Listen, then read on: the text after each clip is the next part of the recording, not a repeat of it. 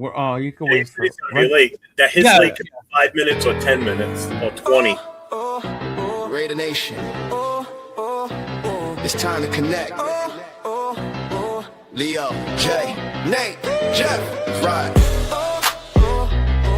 Yeah, silver and black. The crew is in sync. Breaking down the madness before you can blink. Another week, wow, another storyline. But the Raider connection keeps it all in line. From Vegas lights to the East Coast grind. We talk that truth, no filter, no rewind. Four voices strong, so buckle in tight. It's time to bring the nation to life tonight. This is the Raider Connection Show, where the silver and black stories flow. Leo, J, Nate, and Jeff on go, breaking every play down blow by blow. R-N-4-L, you already know. Welcome to the Raider Connection Show. Leo with the facts, breaking down the scene. Jay brings a fire, keeping takes real mean. Nate on the road with the vibe and the view. And Jeff swings heavy when the nation needs truth. Wins or losses, we show up proud. Raising Raider Nation, loud and loud. Hit that chat, pull up, don't wait. This is family, this is connection, this is fate. Silver shields up, the energy grows. Four voices united everywhere that it goes. Every first down, every heartbreak hit. Raider Nation stay locked, we don't quit. This is the Raider Connection Show, where the silver and black stories flow. Leo, J, Nate, and Jeff on go, breaking every play down blow by blow. R-N-4-L, that's how we roll. Welcome to the Raider Connection Show. So grab your drink, hit subscribe, let's ride. Raider Nation strong, we never divide. From kickoff to the final echo, you're tuned into the Raider Connection Show. Hey!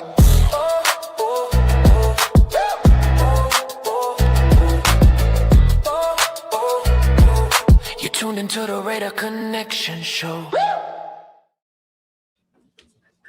Back everybody to the Raider Connection. Welcome all the in the chat. How are you all doing tonight? Already?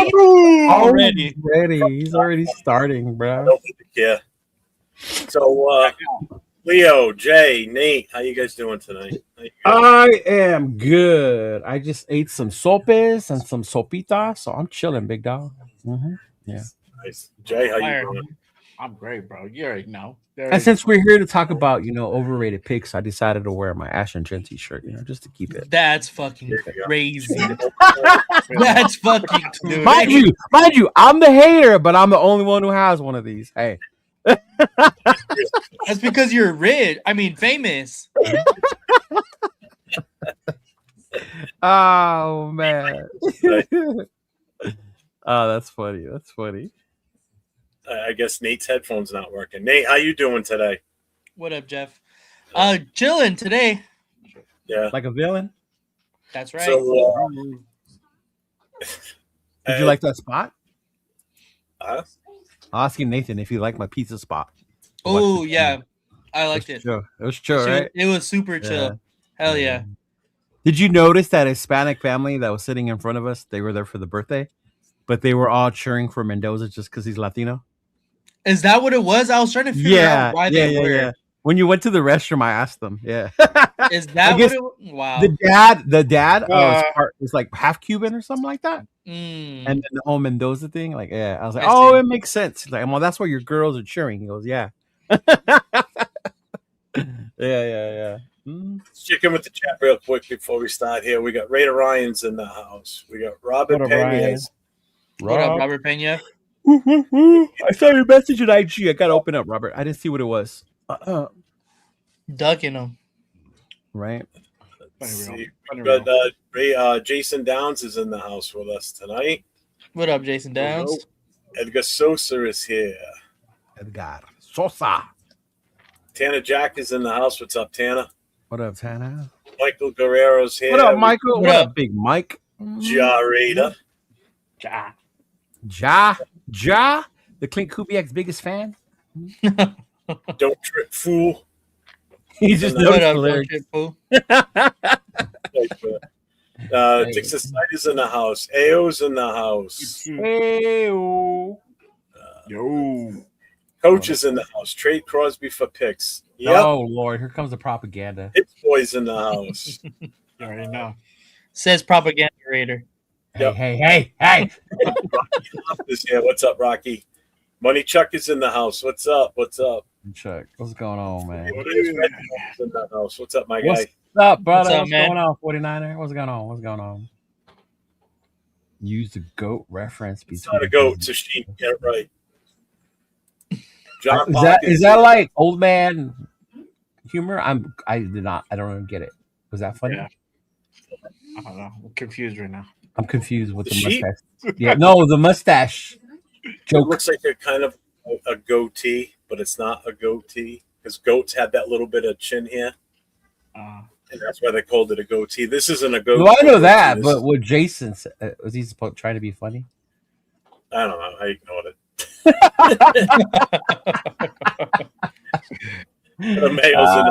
What up, Mayo? Hey, Mayo, I need to hit you up about a coin, man. I want to get one for Q Myers.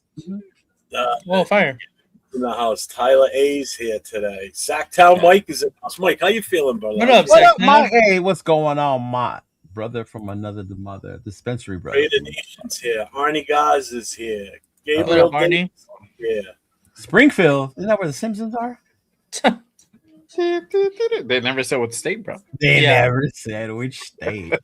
Arnie, shout out to Arnie. Always starting off with questions. I know. Choice for our next head coach. Well, funny that you asked that because that's pretty much where we're going to start tonight because that's the only place we should anyone should be starting right now is need to figure out who our head coach is before we go any further in any other discussions. So I kind of got a gist on who you guys are interested in. Mine's that changed a little bit after what happened with Buffalo for me. Yeah. Okay. I know. All right. We'll start with you. I think there's been a lot of movement around the league that we haven't been able to talk about. So definitely has kind of shifted and swayed. That one kind of shocked me. I was like, oh, what? Okay. Man, which one shocked you? McDermott. Oh yeah, right. Jay, you thought it was surprising too, right? Yeah. I was like, okay. I mean, I guess they're wanting like Super Bowl or nothing at this point. Right. Yeah.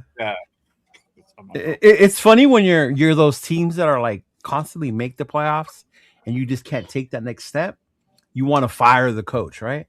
Yeah. And we're just trying to find a coach to get us in the playoffs. It's like careful what you ask for, y'all. I'm just saying, like, we're just trying to get us more than 4 wins at this point. Right? For real though. Yeah, Josh McDaniels to get a hard looking at then. That's what I'm saying, man. Oh, so, all right. So what's the buzz on the coaches that you guys? Where are you? Where is your direction then now? So after our show yesterday, I had 2 thoughts. I know when we were on yesterday, the news dropped about Mike McDaniel possibly becoming the OC for the Chargers, right? Without a change of heart was the thing that Adam Schefter put in there. And I was like, say, like in whatever universe, Kubiak goes to the Ravens, right? And then out of nowhere, we offer McDaniels the head coaching position. Like, wouldn't that be funny for us to tell the Chargers, fuck you? He's not going to be your coordinator. He's going to come over here with us, and he's going to be our head coach. I thought that would be fucking hilarious. But my other thought was with McDermott, with what's going on in Buffalo, and obviously I think he's a good coach.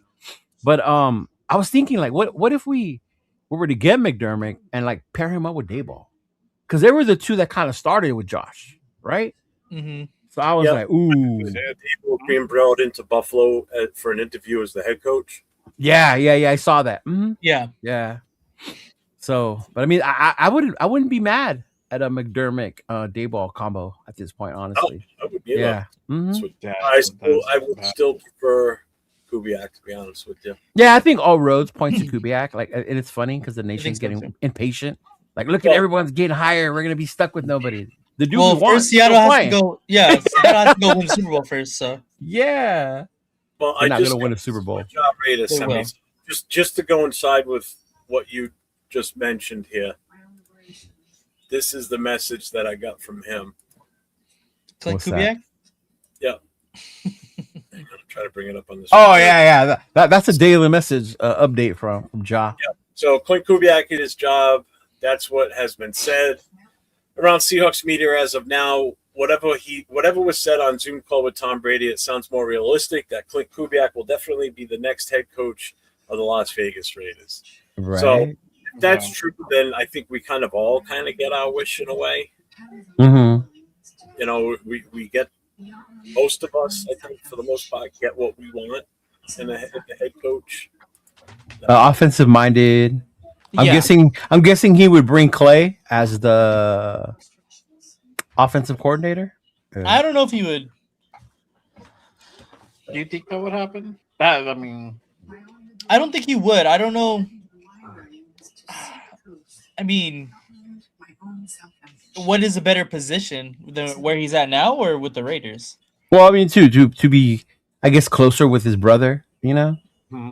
that'll be a Yeah. thing, and then kind of like have more say. You know, when you think about it now with Clay, like everyone's he's there, but who really calls the plays? You know, like well, how much is he doing? Yeah, I see. you, I can you get see that. that. You get that whole I thing. can see that. Mhm. I think it would still be kind of the same thing a little bit as well. Yeah. Like, it'll be a lot of Clint calling the plays. I don't think it'll be so Yeah. much You like think he Clay. would still, even if he brings his brother, you still think he would still be the play caller? Shadow. Yeah, I still think it would be heavy, but I think probably Clay would have more freedom than he probably if he would stay in. Because you got to remember, as a head coach, when Clint comes here, yes, he's a great offensive mind. He could run the offense, but he's not only responsible for that side of the ball anymore. You know, you have to. It's a different role as a head coach. Yeah, when the game plan comes, he can be the main one. This is what we want to do. These are the plays we're gonna call. But as a head coach, he's still gonna fucking need to have some input on the defense, special teams. We saw how important special teams is, right? Shout out to Jonah. Like, we don't want Jonah out there blocking again. You know, like we don't want that kind of shit again. But Vrabel didn't play us last year. That was he was going to be hired by the Patriots before we even finished our last game. Jared Mayo got fired before our game even started. Oh no! Once Mayo was gone, it was it was Vrabel was going over there. Oh yeah. 4:30, the Patriots finished their game. Then we started. Before our game even started, Mayo had already been fired. It was already all over the local news. As soon as that happened, I was like, "Well, there goes Vrabel. We're not going to get him. He automatically is going to be Patriots." Yeah, I remember me and you said that. Like, as much as Vrabel sounds cool, he's going to New England. There's no way he's not going to New England. Once that position, that was a done deal. Yeah. Mm-hmm. Yeah. So Jay and Nate, where are you guys in the coaching? I still think it's probably most likely gonna be Kubiak, bro. He's my 1B. I don't think it's gonna be who's your 1A? Mike LaFleur. Oh, I like Mike LaFleur.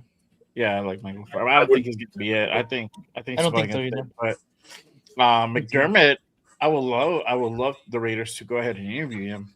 I don't think nothing's been sent out as of yet.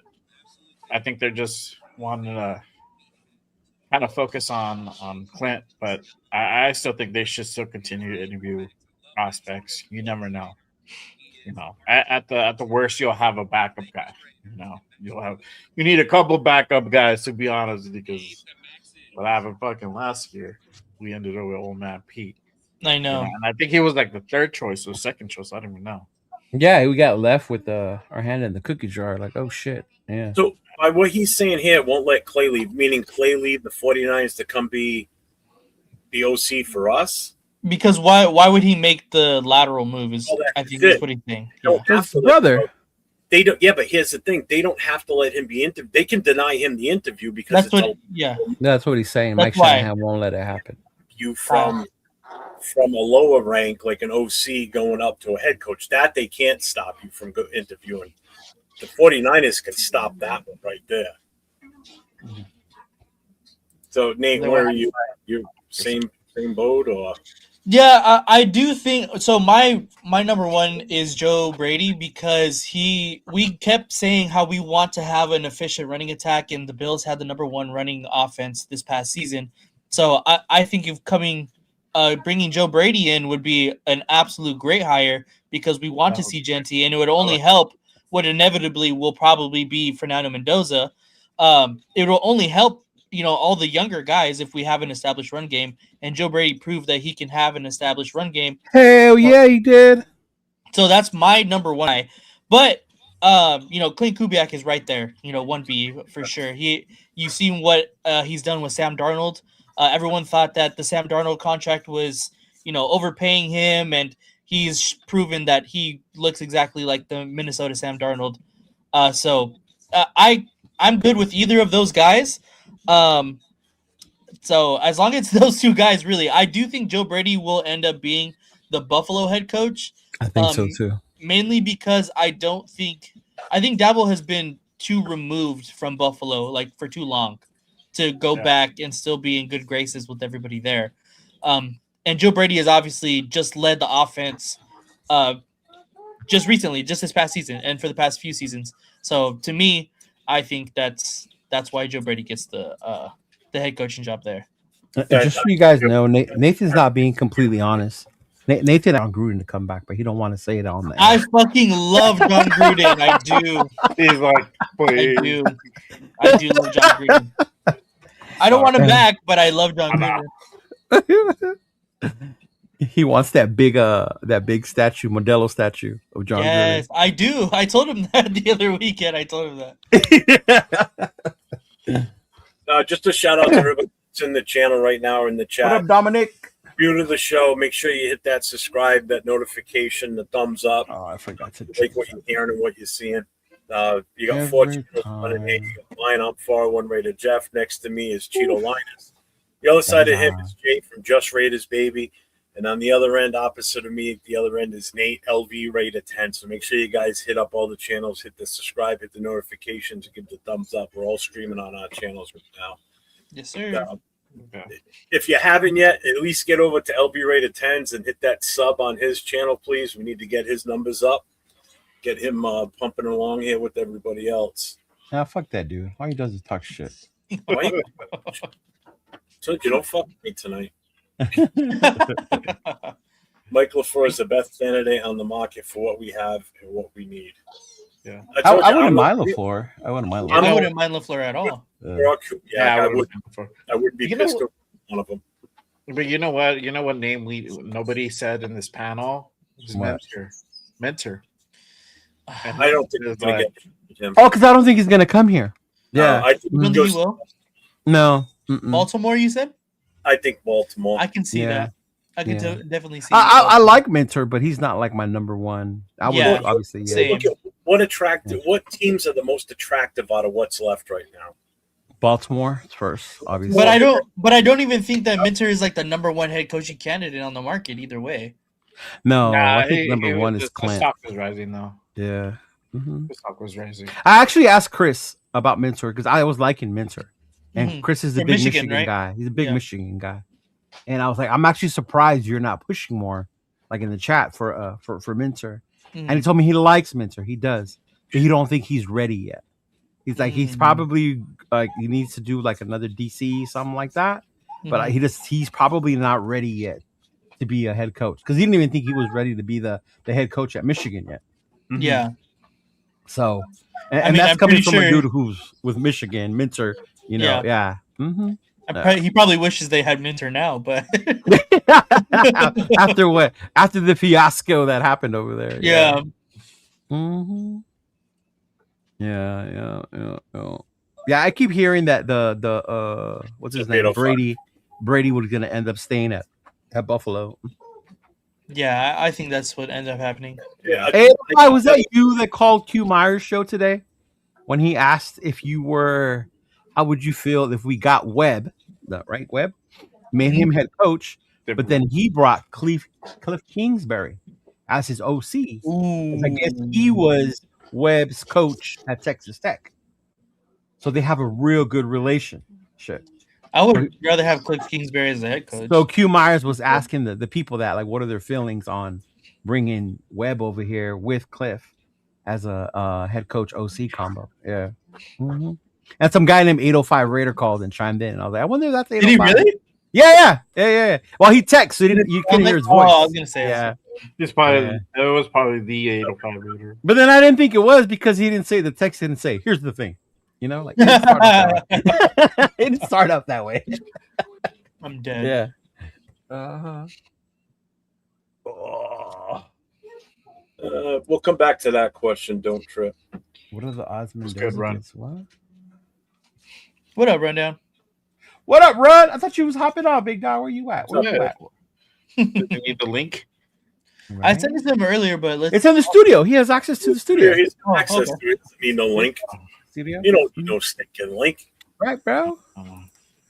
That's nah, that wasn't me. I would have said well, that's what the guy said. The guy said, hell no. You. It was D805. Yeah, maybe. Yeah. Uh-huh. Yeah. What's up, bro? You said Webb with Dayball as OC. They have a great relationship from their time at Buffalo. Was the backup quote? That's right. I remember them saying that. I read. Yeah, he was another one. Yeah. But why does Webb deserve a head coaching spot? So the thing with Webb, have you like looked into Webb? Why he's so favorable? No, honestly, I haven't. Yeah. So Webb is kind of like within that Broncos organization. Remember, we have some people from Denver. Mm-hmm. He's really highly like coveted as the next up and coming young great head coach, right? Like they think he has the tools, very smart, very well prepared kid, right?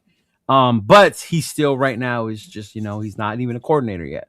I think he had one shot at calling plays during the preseason, right? The thing with him, Sean Payton actually interviewed him at Denver. And he left, and before he got on the plane, they called him back and they signed him on the spot. Sean Payton was like, you know what? We can't let this guy leave without fucking signing him. So, I mean, that's for Sean Payton to do that. That says something about, right? About the guy. So that's the whole thing with Webb. But then again, it's his age. He's only 30 years old. He's only 30 years old. I mean, he's never actually called plays yet. So, yeah. And then that's the other thing. McVay, Gruden, remember? Yeah. Al took a huge chance on Gruden, right? The same thing with McVay. Nobody knew like, McVay was going to be what he is, and he was young. So I guess he could be our young guy, is what they're saying. Yeah. So I gotta do some more deep dive on Webb. I'll get back to you tomorrow. Yeah, you should. Actually, the more I hear about him and I read about him, like the more I'm like, oh, this kid looks. Yeah. Yeah, that's what I was gonna say too, Jaw Raider. That McVay did call plays in Washington. Yeah. Yeah. Savannah says Clint's tenure in Minnesota and New Orleans concerns him. Even the success he's having with Donald is after he played under Shanahan and O'Connell, who run similar schemes. So it's his third year in it. Yeah. But that's also, I guess you would have to say, that's also him being a smart OC and using the system that he knows fits that guy. You wouldn't want to implement a whole new system when you know he's already had success. If they run the same system, like relatively, they're all going to have the same terminology. And it's a lot easier to pick up that way. 805 said, damn, maybe it was me. Kubiak in New Orleans, that was with Carr. Is that the first half of the season when Carr was balling out? And then they went to shit after that, right? Yeah. Okay. Oh. So he said the word on Webb stays on top. So, like he prepares like the game plans and all that shit, bro. Like, the way they were talking about him, I was like, oh, damn. I need to add some of what Webb does into my life. Fuck. Mm-hmm. I know, huh? Fuck. Yeah, for real, bro. For real. Uh-huh. Hey, shout out to Rebel real quick, man. Shout out to Raiders Unleashed. Raider. I know we don't always agree on everything, big dog, but when it comes to you're gonna do your take, you're gonna take a stand 10 toes down on that shit. Yeah. And Rebel, my dude, you always have, and I shout you out for that, big dog. Whether people agree with you or people don't, or you agree with them or you don't insult them, you keep on going, but you stand 10 toes down on your thing, dog. And shout out to you, man. Yeah. I mean, look, seriously. I mean, he's been 100% behind AOC since he got here, basically. He's been solid on sticking to his guns about not taking Mendoza with the first overall pick. Yeah. So, I give anybody credit that stays by their word, like Leo just said. Mm-hmm. Yeah, is out there. There's already a bunch in the chat that are naysayers that I know have already said something to me in past shows earlier today already. So I know it's coming at some point tonight once we get into that talk. So I'm ready for you tonight. We're gonna have some fun. What's up, Hummer? What's going on? man. Fernando's gonna make his extravagant entrance, bro. Lord of the Lights. Who? Who run? Yeah, he's gonna have a WWE entrance. Oh my god! And he comes in, I'm playing the. Fuck. Give me. I wouldn't. He does favor Mendoza, but I wouldn't call him the sheep because when you do ask, I know he's not. No, yeah, he likes them. You know what I mean? There's plenty of people that are. Yeah. Mm-hmm. It's not just he wins. Right. Yeah. He's a winner. Yeah. I would be there soon as someone say the word Mendoza. I already said it, so. Right. That was your cue. I want to hear the glass break like fucking Stone Cold comes rolling in. Exactly. That's exactly the entrance song that I was playing in my head when he came in. Oh my god. So That is he's the only recent successful head coach I can think of that went straight from position coach. Chris Reed was an assistant coach. Yeah. Yeah, who else jumped up from? The majority of the hires I can remember have been from coordinator. Yeah. Mm-hmm. Yeah. Mm-hmm.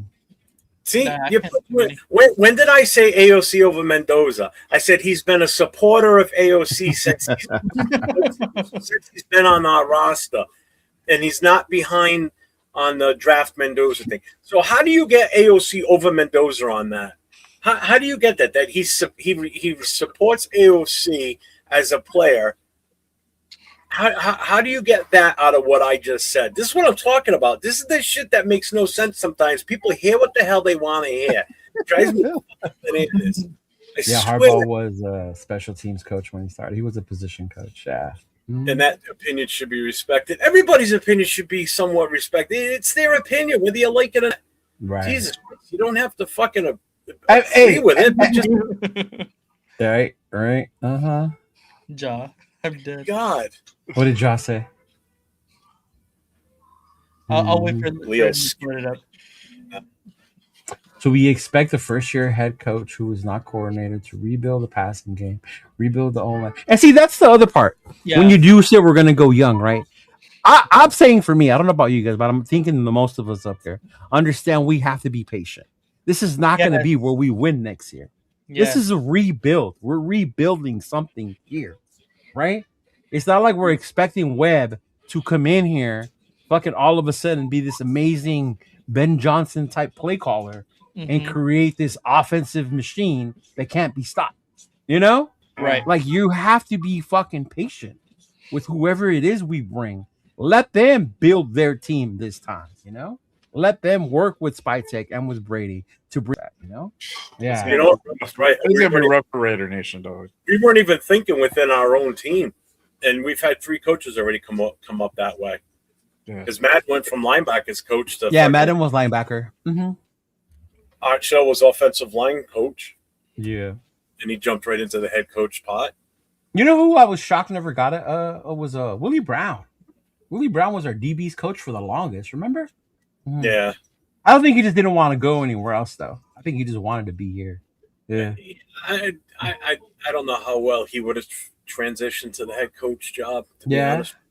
I mean, because we had some really good corners, even no-name corners, and Willie Brown was a huge part of coaching them up. Yeah. Mm-hmm. Oh, no, there's no two. I mean, look at Bolitnikoff. He was a wide receivers coach for years. Yeah. You know, during the Tim Brown era and, you know, and beyond that. Yeah. I mean, I don't know how many Raider fans remember names like Stafford Rout, Terry McDaniel, Lionel Washington, you know? These dudes weren't big names. They weren't Darrell Revis, but they were good fucking corners that came through here. Yeah. Mm-hmm. Money Chuck, do you wake up in the morning and go, I need to find podcasts to bust their balls on all night over stupid shit? Is that your it's his way of getting back for all the shit you talk about Genty, man. Gosh. It's true. Good Lord. Saying what a stupid pick it was at number 6. Yeah, 805. I think he's in mine. It might be either mine or one of them. Yeah. Uh-huh. No, he's not on mine. Yeah. Because it doesn't have a little chain link next to it, so it's either mine or Leo's. That's what I said. Yeah. Chef Skytech, let him cook with the gumbo on it. Mm-hmm. Oh, did you hear, or do you guys follow or ever watch Stephen A. Smith? Not really. I'll hear some of his takes. And I don't know. I can't stand the motherfucker for one. Anyway, right? Yeah. That's why I watch him. It is, but rarely ever talks football. And when he does, it's usually shit about the Cowboys. Yeah, for the most part. Yeah. Right? But today he went on a little rant about the Raiders, right? And the whole Mendoza. And obviously he did because we're the talk of the NFL right now with Mendoza mania, all that shit, right? So he went on a whole fucking rant about how the Raiders are horrible, reading off all this shit. Clearly, he didn't know it. Somebody probably fucking handed it to him, But the thing that pissed me off the most was he basically told Raider Nation to shut the fuck up and let Tom Brady do what he's gonna do because he knows what he's doing. And this is how I know the motherfucker don't follow. I get Tom is the GOAT. We love him. We respect him. All of us love him. Jeff hates him. With reason. He's from New England. He has a right to. Right? But to all of a sudden assume that because he was the greatest quarterback or whatever, that he's going to be this amazing owner or GM, right? That has all the right answers. Like, he's talent evaluated too. Right, exactly. An expert, I mean, come on. Right, yeah. Dude, at another level to his greatness, and he'll be even higher and be able to make even more decisions now because he's a Hall of Famer. Remember that. But yeah, I thought that shit was fucking hilarious, dude, by Stephen A. Smith. I was like, man, shut your ass up, man. Jesus Christ. Let's see. What do you guys think about Gruden being an OC? No. Absolutely not. I'm so sick and tired of people calling in. Dude, the worst one today was Gruden as OC and Antonio Pierce as defensive coordinator. Who the hell said that? Some dude called a Q's radio station, and that was his suggestion. Wow. Yeah. Oh yeah, so people need to have their Antonio Pierce was sabotaged us on purpose. Yeah, bro, just like here you go, fuckers. To quote my homie Q, he said, "Stop thinking about your ex and move on to the next, please." I was like, Jesus Christ! If I hear one more person call in about Gruden, oh my God! What's up, lunatic? What's going on? What up, Loon? What up, man? Mike McCarthy having left the Steelers camp. They both worked 2000 to 2004 with the Saints. I wouldn't be surprised if he's hired. I actually thought Brian Flores was gonna go over there to the Steelers. Yeah, it just seemed like a good fit. I can totally see him. You know what? That's what I even heard was until just now was Mike McCarthy. I forgot he's still out there. Yeah. He took the year off. That's why he took the year off. I don't think he's done any interviews. I haven't heard out there. Well, fucking Jerry Jones didn't do him no favors the way he fucking ran that team. Yeah, didn't really let McCarthy do his thing. Oh, that's Jerry Jones is burying that team, man. Yeah. What's up, LF? He's Circus Raider all in today. He's funny. That shit's funny as fuck. Circus Raider is funny today, man. Shout out to Circus Raider. Right. This is going to be a tough ass thing to Lindenbaum, I believe. I don't think we're going to get him. Hey, we got Brady. He can do anything. True. All right. Part the fucking Red Sea. Watch. I'm not even going to get into that. How long ago did those guys get hired? If it happened the same decade or the decades preceding it was obviously decades away, bro. Because the 70s was Madden, 80s was Flores, and then Art Shaw was the 90s. Fuck you, Severe.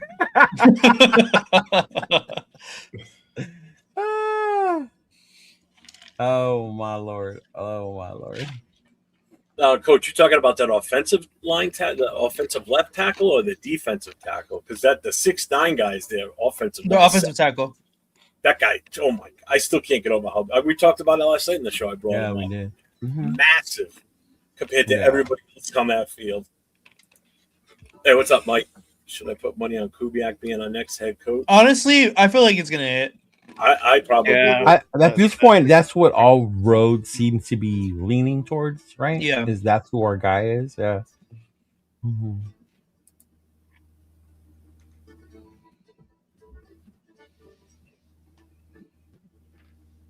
Hey, Sam, if I had $1 for every time somebody told me that Genty was generational, I wouldn't be on YouTube right now. I'd be chilling in Mexico, bro, in Cancun. You know, He'd be sleeping on freaking road, dog. Come on, don't right lie. there. Come on now. Don't lie. No. I didn't say no. I said generational. Remember that? Yes. Yes. Yes. He's not generational. Okay. Jeremiah Love is not generational. I don't know that yet. He hasn't played. We'll see. Oh, all of a sudden. And if I do say it, it's in a private group chat amongst friends, asshole. Right? This reason I forgot him. Yeah, probably. That's what it said, bro.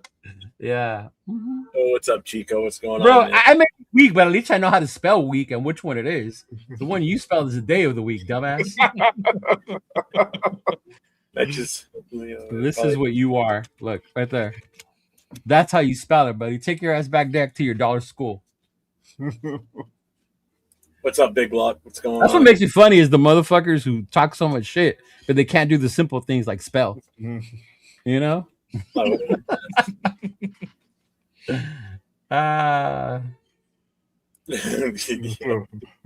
I'm saying. Look, it's not even the right one, bro. It's not even the right one. Home by spell check. How's that? That's awesome. Right? It's the guy who likes the racist. See again. Is that how you spell quiet? Look. Quite. That's quitty. Quiet. Again, pendejo. What's up, John? Let's take it easy on Mitch fans. Never getting him on. Never getting him on. Never getting him on. Never getting him on. Right? I with me. Because I'll probably just piss him off.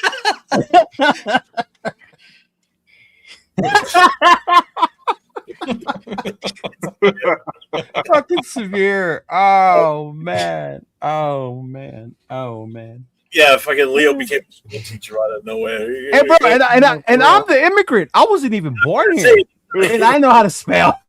He did ESL before he did English, bro. Yeah, come on now. Oh, man. I had to do that. Spell check police around here. You ain't gonna get it from me because I am horrible. He said that not regrets. Oh fuck!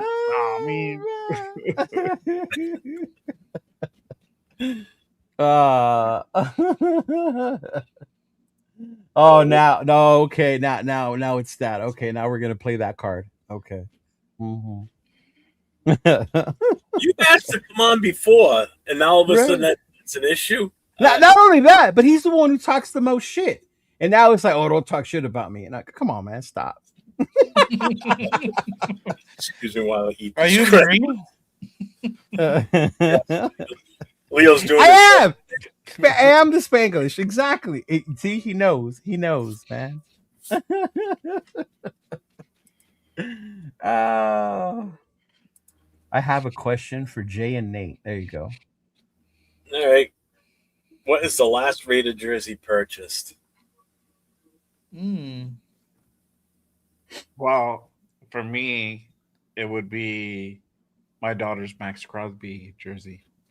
Oh, nice. Yeah, but if it's for me, it was Bowers. Bowers. We know you're not. We know you're not fitting into your daughter's Max Crosby jersey. So. The fat shaming has begun. Fit like the ham, bro. That's it. You know? I can't even think of the last one. Oh, wait a minute. Nate might have to answer this by the last rated jersey he won in a raffle for free somehow. Oh, that was just 2 weeks ago. See what I mean? That was. You want to see it? Hold on, give me a sec. Bakersfield's coming up. He'll probably win another. You want another one? Yeah, he won one from Raider Will. Yeah. Oh shit! Did I see it? No. What's up, Randy? I know he bought one off of me. He got his what you call it? His LV Raider 10 one. Up there. Yeah, I seen that. That one's Yeah, I sick. did see it. Yeah, Okay, yeah. that's pretty damn cool, bro. I like that. That's different. So the last jersey you bought is the one you bought off of me, Nathan? Yeah. Okay. That one or no, I bought my girlfriend's pink one at the Oh yeah. Oh, watch out, Randy. Randy says Fernando was average on Monday. Perfect for the Raiders. Oh Lord. Randy and the There you go. Broncos. Now we can draft him. Hey Randy, you're a Broncos fan, man. I got a question for you. And maybe this is just me because the year we had Stiddy, I wanted to keep him there. I didn't want to go get Jimmy. I didn't want to do any of that shit, right? My suggestion was you rock with Stiddy and see what he's got while we build the rest of the team, and we go get our quarterback or whatever. Stiddy's gonna start on Sunday, man. Stiddy's starting on Sunday. Sean Payne's excited about it. He's not concerned, right? He likes this kid. There's got to be something good about you. I'm just saying, bro. I would not be surprised if Stiddy goes out there and he balls out.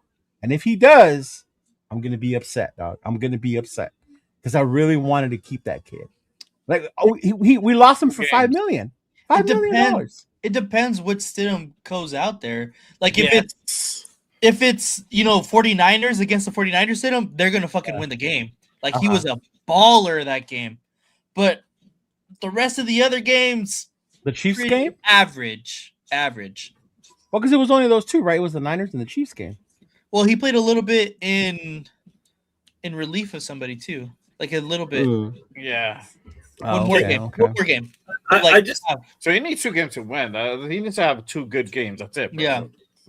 I gotta ask where this message is going here, because he's calling Leo a sellout Mexican who likes the race. First of all, who's the racist you're referring to? Gruden. John Gruden. That's what he's referring to? Yeah. Who said you like Gruden? Exactly. Thank you. Out of all people, Chido Linus, you guys seen what I wear. Well, me a racist. Because if he's racist, then you obviously don't watch the shows I do. Yeah, no. He's calling Gruden a racist. I wouldn't be doing shows with half the people that I do shows. So you can go fuck your face with that if you think it's me. So see, there you go. Go fuck your face, bro. See? I can sell out. I don't. Right, and then me of all people, a sellout Mexican, dog. Me. Hey. Oh man. Uh-oh. Here he comes. Yeah, he can bring himself in. Doom, doom. Man, I wish we would have downloaded like that Ric Flair music as the entrance for when he comes down the hall. The Roman Reigns one, bro. Oh, that's oh my god. I did not say I like Gruden, bro. I just said right now keep Gruden out of your talk to come back as coach. Gravy's in the house. And I like how more and more people are coming out now, not in favor of the whole Mendoza thing. They're not just following the herd. They've got their own opinions on it. So he says, I don't trust Brady or Spytek. I hope one of these defensive guys out there needs to be head coach. Getting Mendoza will be 5 years of mid-play, but we're used to that, though. Yeah. I don't disagree with it. That's for sure. The only thing he says that I disagree with is getting a defensive head coach. I don't know. I guess it's funny when I hear people say they don't want a mid quarterback, but when we did have one and he left, they were up in arms about why we let him go. Because every quarterback after him was fucking way below mid. Right? Yeah.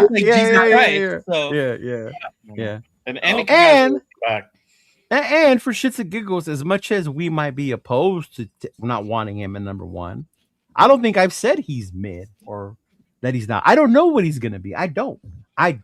Yeah. Right? Yeah.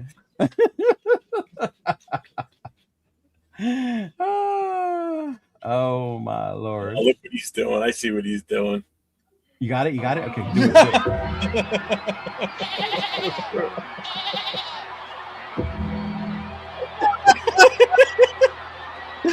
I'm dead. Right? Yeah, I Say Mendoza in this motherfucker. What's going on, man? What up, dog? How's it going? Dog? Hey, just to let you know, we got Money Chuck in the chat, and he's up for fighting people today. So you know how that goes. I don't know, man. Money Check have a hate love relationship with me, man. When it came to the chicken thing, he was pissed. Right. He heard I like Mendoza. We cool. All I know is seeing as though Leo's been called that he likes racist people. So I'm gonna play a sound for you that might be more familiar for you than their rundown as your entrance. That's crazy. That's crazy. That's fucking crazy. That dude. is Crazy. insane, bro. Oh my! You know God. I love you. You know that. See, look, Money Chuck, he fuck with me now, bro. You know, we cool. We all good. Okay. We the Mendoza family now. My You the boy, Mendoza family. Coach, man, I'm about to get on your ass one of these days, man. I All don't right? know, Big Luck. I don't know what I did, man. I think Nah, my boy, Coach keeps saying that I look like Martin Luther King, but my boy look like Luke Cage. So either way, hey, what's so bad about looking like Dr. King though? all right, bro. I have a dream that Kubiak will be the coach, and you know, that's how I feel, man. What's going on with y'all, man? Oh, man. Chill, Okay, because brother, Money chill, Chuck man. challenged me to fight 3 weeks ago. Now he has a disease. This dude's got a death wish. All going well. Weird. All right, weak, man. Hey, man, I see y'all talking about the coaches, man. I seen y'all talking about the coaches. It seemed like it's pretty locked in. I ain't gonna lie to you, man. It does, right? Yeah. Mhm. I mean, I'm hoping it's not a Ben Johnson situation like how we got last year where we was all excited. But then again, like you kind of knew Ben Johnson wasn't gonna come over here though. Like you know, you kind of already got that. So it was like, all right, well, we're gonna have to pivot somewhere else. As of right now, it don't really seem like we're gonna be on the outside looking in on some of these candidates to be. No, it Is Kubiak doesn't. at the top of your list, Brendan? Oh yeah, I've been with Kubiak Yeah. from the start. That was my guy from the start. He was plan A always. I just like what he do with that run game, bro. I mean that. You feel what I'm saying? Sam Darnold can win a game with 175 passing. Oh yeah, I can deal with that. And if Kenneth Walker's doing that, you bet your ass my 6th drafted overall running back better be doing what Kenneth Walker is doing. So yeah, 100%. I'm with that. Mm-hmm. Yeah, same, bro. Same. Yeah. Hey, did you hear the news about Mike McDaniels? Yeah, OC with the Chargers, bro. That is ugly. I don't like him with Justin Herbert. I will say that. Right? It's gonna be a rough one, bro. They're gonna lose Minter. So you give it and take it away. So either way, that defense ain't gonna be what it was. You know what I mean? I remember that Chargers defense before Minter got there. Me too. So, their attitude completely changed. Yeah. Got there. Yeah. Now I would love to see if it's going to, you know what I mean? I would love to see if it remains that way. You know what I'm saying? That's what I want to see. Yeah. What about McDermott, bro? Does McDermott cross your mind as a possible option? No. If I ain't want Harbaugh, why the hell would I want McDermott? Hey, look here, bro. You gotta keep it a bean. Yeah, yes, you could say they build the culture and stability, but at the same time, bro, like if you can't win with Josh Allen and you can't win with Lamar Jackson, all y'all up in here, you mean to tell me you confident he can win with Fernando Mendoza as much as y'all talk? Oh, y'all ain't gonna be confident. No, you're not. So but we're really blaming that loss on McDermott. We're not gonna let Josh's turnovers on it. No, that loss. Now, what the Bills are doing is pretty stupid. I ain't gonna lie to you. They probably shouldn't have fired Buddy, but at the same time, you know what I mean? Like, you're not coming in the situation you had over there, bro. And secondly, they only drafted like 3 Pro Bowlers in his tenure.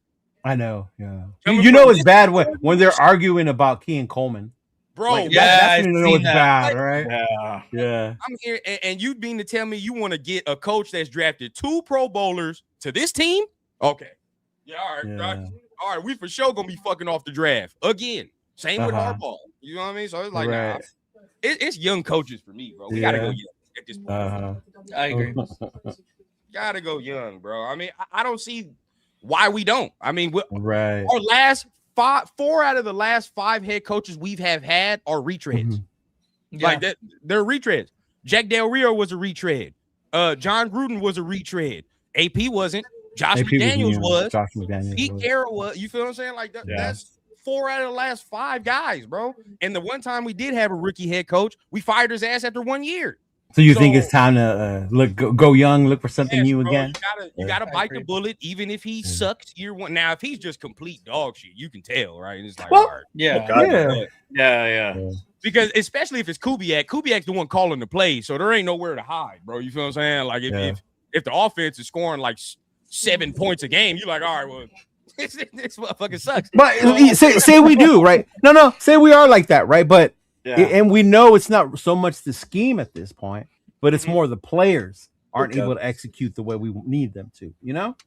Oh, then you can live with that. I can live with that, right? Like even if we say we win only like 5 games next year, but you see, like we got a quarterback. You feel what I'm saying? Like there's a couple talent. There's talent on the team. You know, if we just put a couple things right there, it's like, all right, I can live with that. You don't fire your coach after that. You gotta let him ride it out. I know Navman ain't talking shit again. Here we go again. I'm not gonna start with you, man. The only film you watch is like that 1970s hairy bushy film, bro. Come on now. Let's be real. Come on now. We've seen the show. We've had you on. We know what it is, bro. Come on now. You know? If you don't, I'm just scared. I'm scared of that Davis Webb shit, though. I'm gonna be real with y'all, bro. Yeah. But that's what trips me out. If you're so pro Young, why are you afraid of Webb? Bro, I want Young, but I'm not stupid. Like, it's like, look, I'm not saying everybody that wants Davis Webb is stupid. Don't get me wrong. That's not what I'm saying. But what I am saying is this. At the same time, we can look at the correlations. We don't have to go so young and be like, oh, man, he's 30. People are going to say he's Sean McVay, right? Oh, he's Sean McVay. Sean McVay was 30 when he got hired. Sean McVay was calling plays for Washington when he got hired. He was the OC, like the literal OC. So, like, Davis Webb is not calling plays. The only calling card Davis Webb has is working with a quarterback. That's it. Right. Yeah. So it's like, well, shit, Fernando ain't the only dude on the team. Who the fuck else is on the team? You know, we got to see who's calling plays, who's going to be doing the defense. So, like, I don't know. I saw something about Cliff Kingsbury. I'm not a Cliff fan. I mean, I know some people are. I'm not a Cliff fan, bro. Cliff is slimy to me, dog. I was about to say. I know you have your reasonings behind Cliff, and we're gonna be looking for an OC in 2 years if we hire this mother. I already know him, bro. Cliff only like you when you got the top 2 pick, or you can hire him. Watch we do bad year 1. Yeah. The crazy part is I want what's happening in Buffalo to happen in Washington to find out why they remove Cliff from that. You know? I want to like I want to know what happened because everything looked so good last year with him and JD5. Obviously, JD5 got hurt, but it's like we're done. Like that's it. See you later, Cliff. But it be following him like that, bro. That's the thing. And you just got to look at the pattern with Cliff. He always got some weird ass mystery exit everywhere he goes, bro. Texas Tech, Arizona, anywhere he stopped. USC. We don't even know what the fuck he was doing at USC. He was just there. He was just there. He was just there. I swear he was just there when he was there. He really was. Caleb's in vibes, bro. Like, it's right, like, yeah. No. He really didn't have to coach Caleb at all. Like Caleb was doing it all fucking himself. I remember when he didn't have to do anything. When he went to Washington, people were saying that the Redskins were going to trade up to get Caleb, right? Because of the ties Cliff had to Caleb. I was like, bro, he was just there. Like, what are you talking about? All the West Coast, we know, bro. You in the West Coast, around the West Coast area, definitely around USC. You know exactly what Cliff was doing. He was kicking his feet up, watching Caleb throw the ball and shit. Oh, for right, real. yeah, bro. That's all he was doing, bro. Hey, so for me, I don't know. I mean, I saw Dayball. That would be nice. You know, that would be nice. But I mean, look, if we think that Fernando is the pick, bro, there's only one coach to go. It's Kubiak. That's it. Or McDaniel. Or because Fernando can work in that Mike McDaniel offense, if that's what you're feeling. But if they're 100% sold that Fernando's the guy, bro, you got to go Kubiak because he can work in that. He can play right now in that offense. Like right now. Yeah, so, that makes sense. You got to do that. Yeah. See this, by the way. You guys see the video that Crosby's saying he hasn't talked to the Raiders? I was hoping y'all talked about this. I haven't seen that. Was that on this week's The Rush or whatever? No, it was today. He was in it was today. Media scrum or whatever. They was asking him questions, and they was like, "Well, have they asked you about the head coaching search?" And he was like, "Well, nah, I ain't talked to the team in weeks." Okay, let's talk about that then. That's good. I like that. I would love to talk about that because there was people that were upset when we hired AP because they felt it was because Max wanted us to, and we shouldn't listen to the players, right? So now we're in our coaching search, a big one because we have the number 1 pick coming up. Should they be asking Max, who do you want as coach? Or should Spytek and Tom do their thing and then, hey, Max, this is your coach? Oh, I don't know. What do you think, bro? You want input from the motherfucker that just threw a tantrum 2 weeks ago? I'll go first on this one. Why are we going to ask him if we want to trade him away? So his voice doesn't matter to me, bro. And the next thing is like, okay, that too. If we do trade him, then you definitely not asking him who the fuck they coach. Right. Yeah. Would you ask him if there's the chance that we may be offloading him?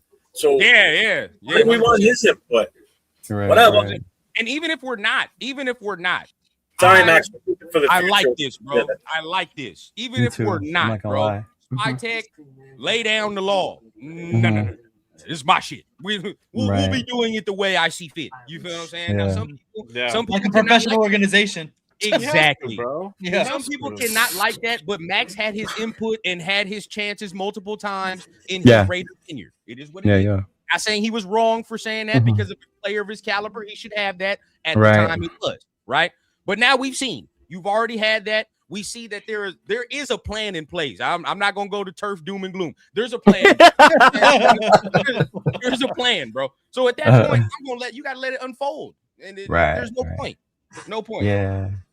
What's up, Leo? Yeah. I'm not mad that they're not like, hey Max, what do you this coach? Like, oh, that's why should they be contacting? I know who they should be asking. Fuck all that, boy.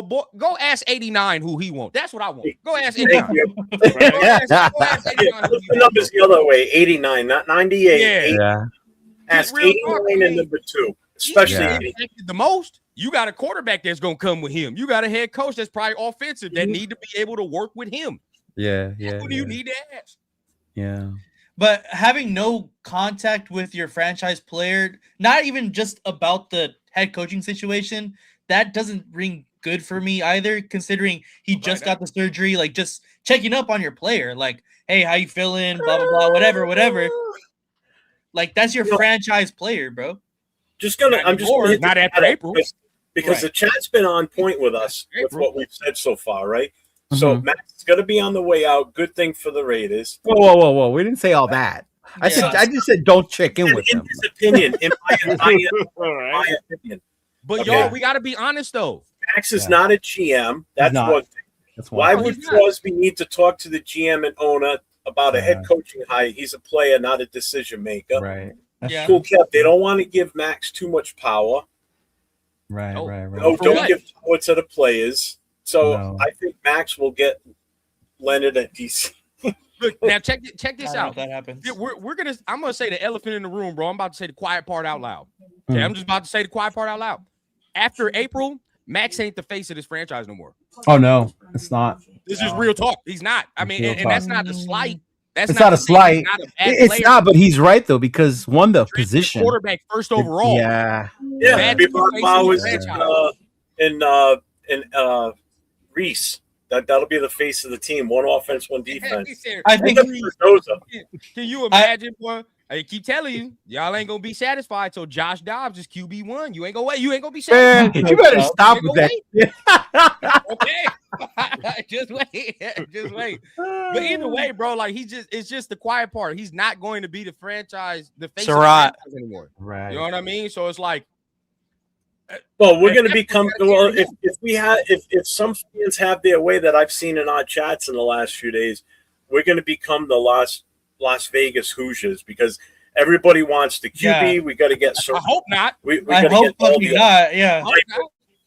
We got to get all these guys. We got to bring them all over. We need to make him as comfortable as possible and draft all the Indiana Hoosiers. Yeah, we got to get Coogan. We got to get Surratt. We got to get. I'll take Coogan. I'll take Coogan too. I'll take Coogan and Surratt, and that's it. Those three. There you go. You know what? Right there. But they want everybody though. It's not gonna happen. That's not the way it works. You know, Yeah. It's just No. Hey, I'm gonna be real with y'all, bro. Yeah. I mean, when we get to the Fernando question, I know we can talk about it, but that team is not talented. That team's not fucking talented. If you look at, they're comparing that team to 2019 LSU. There's not a single body on the Indiana team that you're taking over anybody on LSU in 2019. That's Joe Burrow year. Stop. Right. Including Mendoza. Bro, Jamar Chase and Justin Jefferson had damn near 4,000 yards combined. That 2019 year, bro. Like you're not taking no fucking Elijah Surratt over that. Stop. No, nobody's doing that. still not taking Mendoza. He's on a run first team. Run first team. What are we gonna be? We're gonna have to be a run first team. We should be though. We should be. I don't see why we don't. Running back 6th overall. Yeah. You have to be. Yeah. You have to be. There's no other choice. They have top tier talent, but want several of their players and their coach. I don't want any player besides Mendoza. The coach is definitely not coming here, bro. I don't even know why people even brought that Signetti shit up. Like, it's not happening. I think that's absolutely ridiculous when people were saying that. Thank you. What about Signetti? I'm like, why are you even wasting your breath? That's a foolish thought. It's not going to happen. You know what it is? It comes down to the, like, you see the new shiny thing, and it's like, oh, we got to go get that. You know? Like, oh, look at what he's done over there. Without really fully understanding, there's some coaches that are built just for college football and are happy coaching college football. That's good. Yeah, that's okay. And that's good. That's good. Saban himself said it, you know? I'm a college football. Saban left because he saw the changes that were coming to college football. He knew NIL was coming and what it was going to do, you know? And he said, I'm out. This ain't for me anymore. I'd fuck with Pons, too. No, we do need Pons is another one. We do need a nickel. So I will say that. We do need a nickel. Yeah. I do like Pons. But other than that, I mean, hey, look, I'm gonna let Jeff, I'm gonna let LV start it off because I know I'm probably the only one on here that probably do like Mendoza, unless my boy Jay. No, Jay does. Jay does. I do. Yeah. So let's give everybody a quick context. So we have a little treat for everybody. We're gonna have a little debate, and it's gonna be the Mendoza guys versus the anti-Mendoza guys. Time out. Real quick before we start. So who are the Mendoza guys and who are the not Mendoza guys? Well, you already know. You tell us. Mendoza, man. Put yourself. You tell us. Well, I'm just saying though, because there's some people in the chat that seem to think I don't know what I'm talking about because I don't like Mendoza, but another guy says the same thing, and he knows what he's talking about, and there's only one difference between me and him, and that's the tone of our skin. I'm just saying. You know, I'm just saying. And this is funny because honestly, like last year, I was all against who everybody in the nation wanted to pick last year, which it's spilled milk. But I didn't want that. Now this year, we're getting into that now, Mr. Bro. I feel slimy, dog, because then it's like, I agree with all these motherfuckers now. It's like, I don't feel good about that. Shit, that's funny. No, you know what? And I'm with you. I was just saying that to joke around. Everybody knows I don't want to draft him. My option is to trade the fucking pick. Yeah, that's what I would want to do. Yeah. Okay, yeah. So you look, my argument, although I do like some of this argument circus, my argument will not consist of these things. I have some actual bullet points I came prepared. God damn it! I knew I was going to come. I told you he's gonna have an index. Oh, he was prepared yesterday morning, bro. He had fucking names of players. I don't think he was born when they played. I'm ready. But like, hey, I want to hear from y'all though, because real talk, like, you know, when I'm on Twitter, you on social media, anytime you say, "Oh, I don't like Mendoza," you ask somebody why, it just be, "Oh, the vibes aren't right." Yeah. There you go. No, I agree. And same thing the other way too. Yeah. I'm not gonna listen to that shit if you're just like, "Oh, he don't look like a number one pick." What does that mean? He doesn't run around and throw across his body 70 yards. Huh? Like, you feel like I don't like this shit, bro. I don't like this. But that's on y'all. I know y'all ain't gonna do that. No. It ain't. We talked about it yesterday. Like, there's certain stuff that we talk about what we don't like that we don't need to bring up. Yeah, that's separate. Yeah. There's certain other shit. Like, certain other shit. Yeah. But y'all go ahead, man. Let us know. Go ahead, man. Start it up. Yeah, of course I'm on the anti-Mendoza side. Yeah. LB start us off, bro, or Jeff, because Jeff, y'all. I want to hear from Jeff. I know he's been holding them back a lot. You gonna start us off strong, Jeff. You gonna start us off for strong. sure. That's why. Oh, you kind of want me to go last, to be honest with you. Why? You gonna start us off strong. Yeah, I got a whole sheet of stuff, so. Go ahead. Yeah, Go let's ahead. hear it. I do want to hear from you though. For Yeah, but sure. they're mostly I'm rebuttals. prepared. Let's start it with it. Oh, they But- more rebuttal. They were rebuttal. Go ahead. And I think that's the thing, though. When you argue with people, it's like people have rebuttals as Yeah. opposed to giving you their reasons. You know Bro, what I I mean? was literally arguing with my fucking self just on the drive home. I was like, but then he's gonna say that. But then he's gonna say this. I'm like, fuck. gotta be Okay, ready. hold Go on. ahead, Cheeto. Start us off there, Cheeto. Start it off. Yeah. I got it. Okay. All right. All right. So basically, rundown's here. I know Jay's on board with the whole Mendoza thing. Rundown asked to come in to kind of debate all this, right? So he obviously thinks he's the guy. So I guess we kind of break this down a little bit. So what's the ceiling that you have for him? Like how high do you think his ceiling is compared to where he is? Is that was a question for me and Jay? Yeah, because I'm definitely on the don't take Mendoza. I'm on the same path as Leo. And I've been on this path since before he even became the talk, to be honest with you, because I think right now the situation we're in, it's more vital for us to get as much talent that we can plug and play rather than plug and wait for it to charge where they're good enough. We need guys that can come in and have an immediate impact on this team and start seeing some progression. I'm not saying win it all in 1 year, but I'm saying let's open up and start making some progress and moving forward and showing some life in this team to give the fans hope. And bringing in a quarterback with that number one pick is not the best value with the number one overall pick in the draft. I'm sorry. I don't see it that way. I don't care how good he is, how great he looks in college. It's everything that this team needs. We're at a vital point with this organization right now. Okay. We've got the number one draft pick. We've got so many things that we need. Our depth is invisible because there is no depth. Our starters was the depth this past season. We have so many holes that need to be filled. It's insane. So taking that one pick that's not value, getting just a quarterback that's not even guaranteed to even start next year. Okay? So where do you think his ceiling is coming into this team based on what we have right now for talent before we address free agency and before the draft? But if he comes in here as the quarterback now, do you think he could operate in an efficient level with this current roster? Wait. Before we move on, I know me and Jeff are on the same team, but I just realized it's for different reasons. It's not that just the fact that it's a quarterback we're taking. To me, it's this quarterback.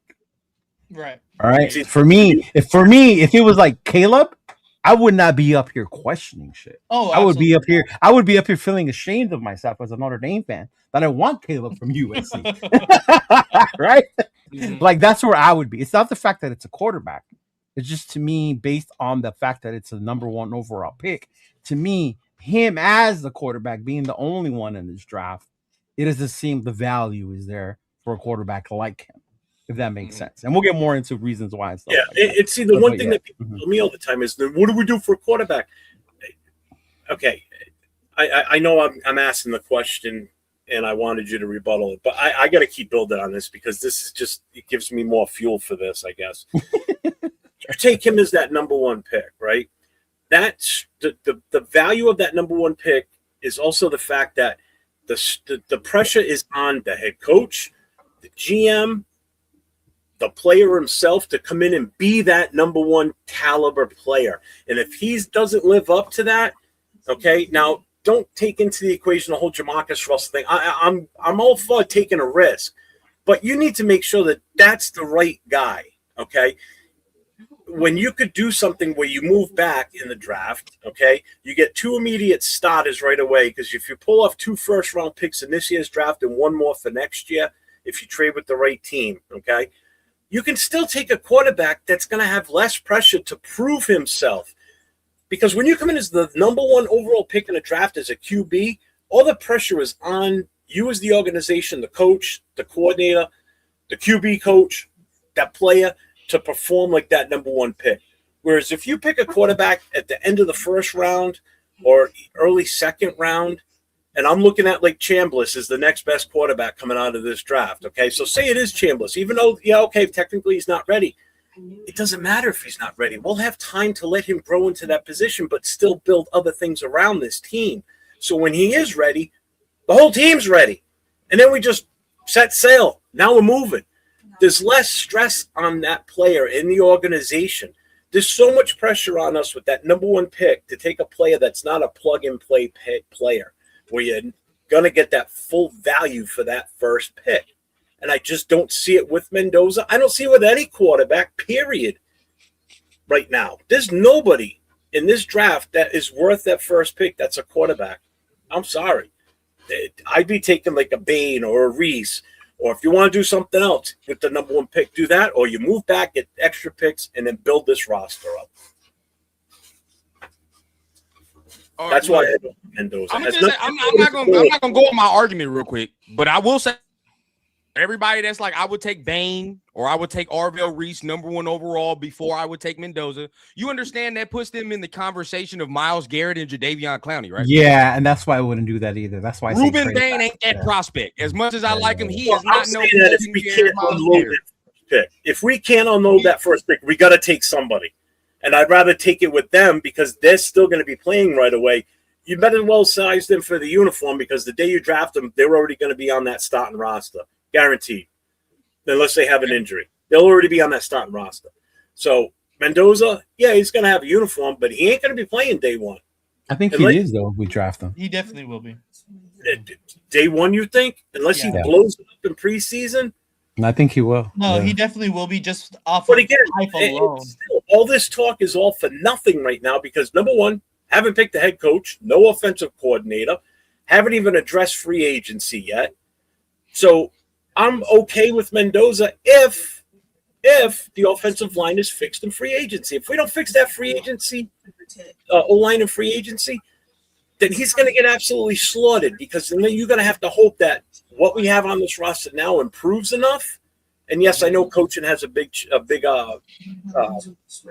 say in that. And we draft something that's going to be able to help that offensive line. Other than that, we're going to be no better than we were last year. Well, thank goodness the coaching hires and free agency comes first. Yeah, right. But we're talking about prospects though. Yeah. Like we don't know what Fernando is an NFL player yet either. We don't know what Ruben Bain is in NFL. We can only prospect. If it's Kubiak, I know he said he wants his quarterback. We don't even know if that's who he wants. True. He might want someone different. He might want a player that's already in the NFL and do a trade with something. This is the thing, Jeff. It doesn't matter what Kubiak is going to go in line with what Brady and Spytek are going to want. That's the hire.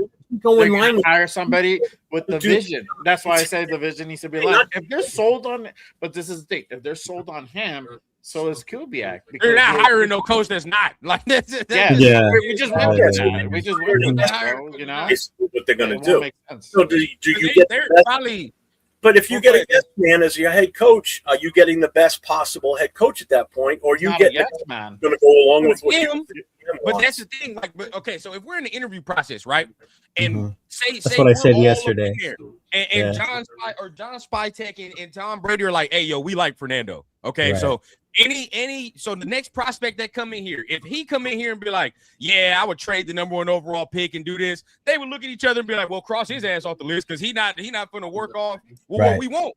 We want Fernando, right? And that's what it is. So the next coach that come in can say, man, I take Fernando. He can work like this in my office. They'll look at each other and circle his name and be like, yeah, all right, we can fuck with him.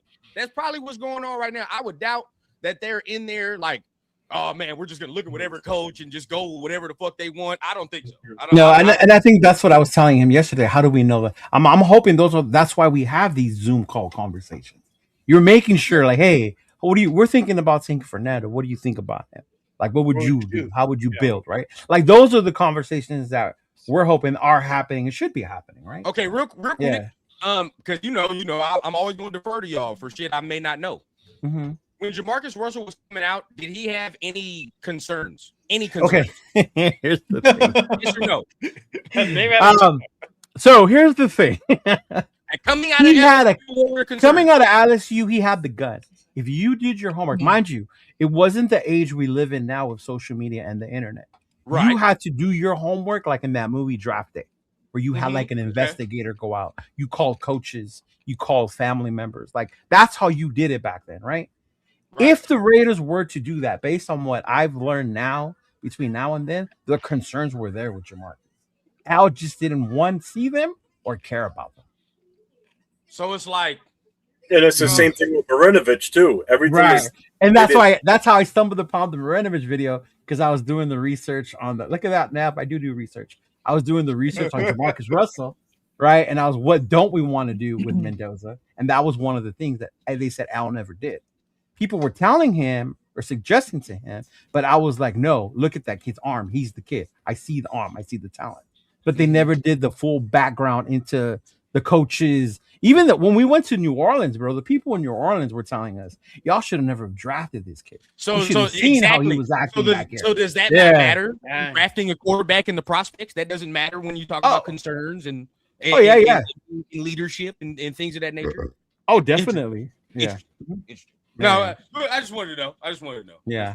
But okay, so I want to wait for LV a little bit, but at the same time, I'll give a little nugget. I'll let my boy Jay chime in as well if you want to go in there. But I don't know. Is the conversation like he doesn't look like a number 1 overall pick? Because that's where I'll be talking with Cheeto about. Like, is that what it is? He doesn't look like that. Is that what we're talking about? Is it the look? Is it the play? Like, what is it? But necessarily. Go ahead, Nate. Just a guarantee that he's not going to be the answer. Who is? Right? Boy, Trevor Lawrence came out of Clemson and he was fucking Jesus Christ. He was. He was Jesus Christ. Trevor Lawrence. He was. Trevor Jesus Lawrence Christ. is a disappointment compared to his prospect status. Right. It's a disappointment, bro. He should. Everybody thought he was about to turn the Jaguars into a perennial playoff contender, Super Bowl winner, and took until him getting Liam Cohen for us to be like, oh, okay, maybe Trevor ain't no bust. Right. You know what I mean? So it's like, okay, I need to know more than that because there is no shit. If Caleb didn't get Ben Johnson, I don't think he would have progressed the way he did. Not as quickly. No. He would have gotten there, but not as quickly. But we talked about this the other day, though. That last play, that wasn't a drawn up play by Ben Johnson. That was him making shit happen. He reined in the horse, though. He reined in the horse. Right? Yeah. He reined in the horse, bro. So for me, no severe on that. So I talked about this with Rundown yesterday, Nathan. So go ahead, because he's like, what is it that he doesn't look like the number 1? Like, what is looking like a number 1? What is it to you? Yeah. To me? Yeah, you. I just think talent-wise, he doesn't have, the arm strength. His accuracy is there, definitely. But this is just looks.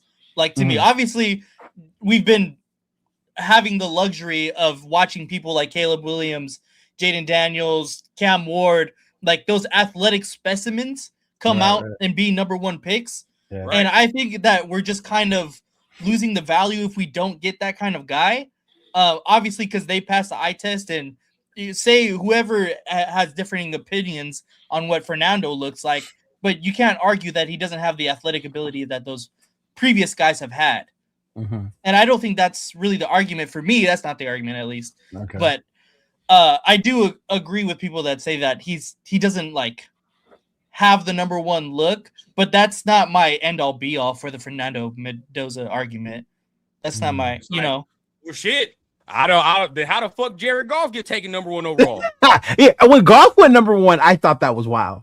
He's better than Goff, is he not? Yeah. Mendoza? Yes. I think Jared Goff is a better prospect than Mendoza. Oh my god.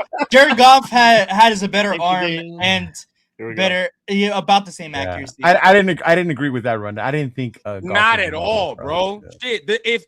If Goff would have did that jump cut the other day, he would have tore his fucking ACL. Okay, I can agree with that. I can agree with that. Accuracy is the same, right, mate? I'm not gonna say the stronger arm thing to me. I think he's a better athlete, bro. I think he's he's better than Goff, in my opinion. If they were in the same draft, bro, I'm not even thinking twice about taking Mendoza over Goff. It's just what it is. Goff would be the second motherfucker. I looked down the list. All right, over 10 years, Jameis Winston was a first overall pick. Did people not question Jameis Winston's decision making though, coming out of Florida State? But I think I told you, with Jameis, like you knew that's what it was though. Right. Yes, that type of mentality. I don't question. Do you question that with Fernando though? You question his decision making. But you can argue the prospect of Jameis Winston's ceiling is way higher than Fernando's is right now. The possibility of Jameis Winston is much better. The prospect. the prospect. I thought Winston's ceiling was higher coming out of Florida State. Not what he became, right? Because I figured if he was properly coached, right, Winston, you would be able to get him to make smarter decisions because he has that ability to make those amazing plays with his legs and with his arm, right? Like he had that ability. His problem was he did it too much. When he's off his first read, I'm not looking at Mendoza like he's going to throw a pick just because he's off his first read, though. No, and to his credit, minimal times, bro, where I'm like, oh, he's going to throw a pick because he's off his first read. Like, the minimal times he does that. And to Mendoza's credit, he's not afraid to take a sack either. Thank you. Yeah. I noticed that on Monday, and I told Nathan that. And it's funny because there were Raider fans that were watching, and they were like, throw the ball. And I'm like, they better get used to this shit. He's going to be a Raider. Right? Like, there's times where you don't need to throw the ball and just take the sack, bro. Like, you know? Yeah. You know, that's what you're going to have to do that in the league because especially, like, he has athleticism, but he ain't got enough to be running away from all these guys consistently. So he's going to have to learn when to take the sack. You feel what I'm saying? That's fine. Now, like you just said, I think he's a better prospect than Goff, bro. He's a better prospect than Goff to me. I think he has that ability. Now, people can say like, see, Jameis is way more talented than Mendoza. It's not even close in terms of raw talent. But you talking about raw talent, right? But at the same time, when you're getting a quarterback, we look at the whole entire thing, right? Right. I'm gonna take somebody I feel like is not gonna throw 30 picks in their fucking career at one point, which is what Jameis did, and that was the concern with Jameis coming out of Florida State. Whatever you say, bro, his concern was he turns the ball over. So if we're taking him at number 1, so you're saying he's an elite quarterback, is that right? He's an elite game manager. No, I'm asking, is he an elite quarterback, or is he a safe pick? How do you know who's an elite quarterback until he gets? Did you know Patrick Mahomes was elite when he got picked 15th overall? No, nobody knows. Nobody knows. Again, you're talking the 15th versus the right now. I think he is the best. Hear me out. So you honestly think that you're saying that he is absolutely number 1 overall first pick talent and is going to be successful in this draft? Yes. In this draft, yes. If there was a Myles Garrett running around, if there was a real Myles Garrett in this draft class, like how people are trying to make Ruben Bain to be, if there was a real Myles he's not Myles Garrett, and I like him. No, he's not Myles Garrett. Bro, I would actually be with y'all. Severe said that shit the other day. Like if there was a Malik Neighbors or something in here, I would be with y'all. If Jeremiah Smith was in this draft, I'm with y'all. Trade it back. But there is no other prospect. There's no fucking Joe Alt in this draft. Not even the best old lineman is a top 5 pick. It's not. So where would he if he came out last year and didn't go to Indiana this year, where would he rank in the quarterbacks based on his what you think he is right now? He would probably still be number 1 because he would still be number 1 because Ty, whatever the fuck his name is not good. Chambliss is not going to be a first round pick. Like he would still argue. He will be, but he shouldn't be. But Severe, if that was the case, then why wasn't he picked in the top 5, bro? If that's the case.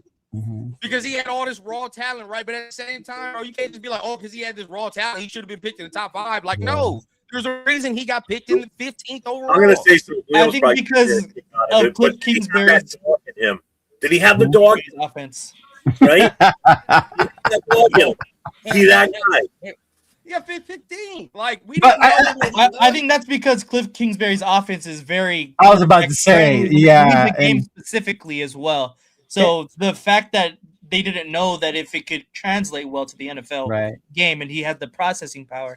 And I think the fact that you two are here can attest to this. And I think that's where people get it confused or don't understand when they say he's going to be elite in college NFL because he was elite in college. The games differ for that reason. You have quarterbacks that come from a Lane Kiffin system, right? You have quarterbacks that come from certain the Spurriers back in the days, right? Fucking amazing, putting up numbers. But when it came down to playing the NFL type game, they just couldn't do it.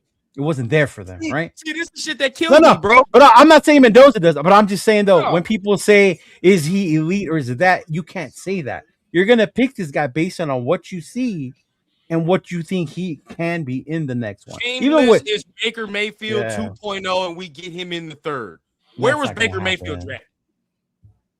One Number overall. One overall. Tell you right now, some of y'all gonna be mad at me. I don't give a fuck. I'm taking Fernando over Baker. Oh, no way. No way. Yeah. Absolutely not. Yeah. Absolutely not. Over Baker Mayfield? You mean to tell me was Baker a Mayfield baller. was that type? Bro, people when the Browns picked Baker Mayfield, people looked was like, what the fuck are they doing? Nobody was like, oh yeah, he's the surefire number one guy in that draft. Nobody thought that about Baker. And before that Oklahoma year, what the fuck did Baker Mayfield do? Yeah, that was my question with Baker, was the whole Oklahoma quarterback thing. Because that was another place where quarterbacks were coming out of. Lincoln Riley, and they weren't doing shit in the NFL. Yeah. He didn't I didn't Baker. I would take him above Baker.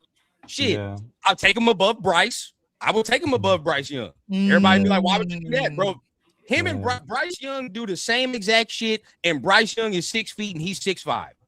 I don't want to say that because I love Bryce Young, but it's probably pretty close. That's probably the closer one. The Bryce Young. That's probably pretty close. But Mendoza is bigger, and that's why I didn't like Bryce Young as an NFL prospect. I prefer another one.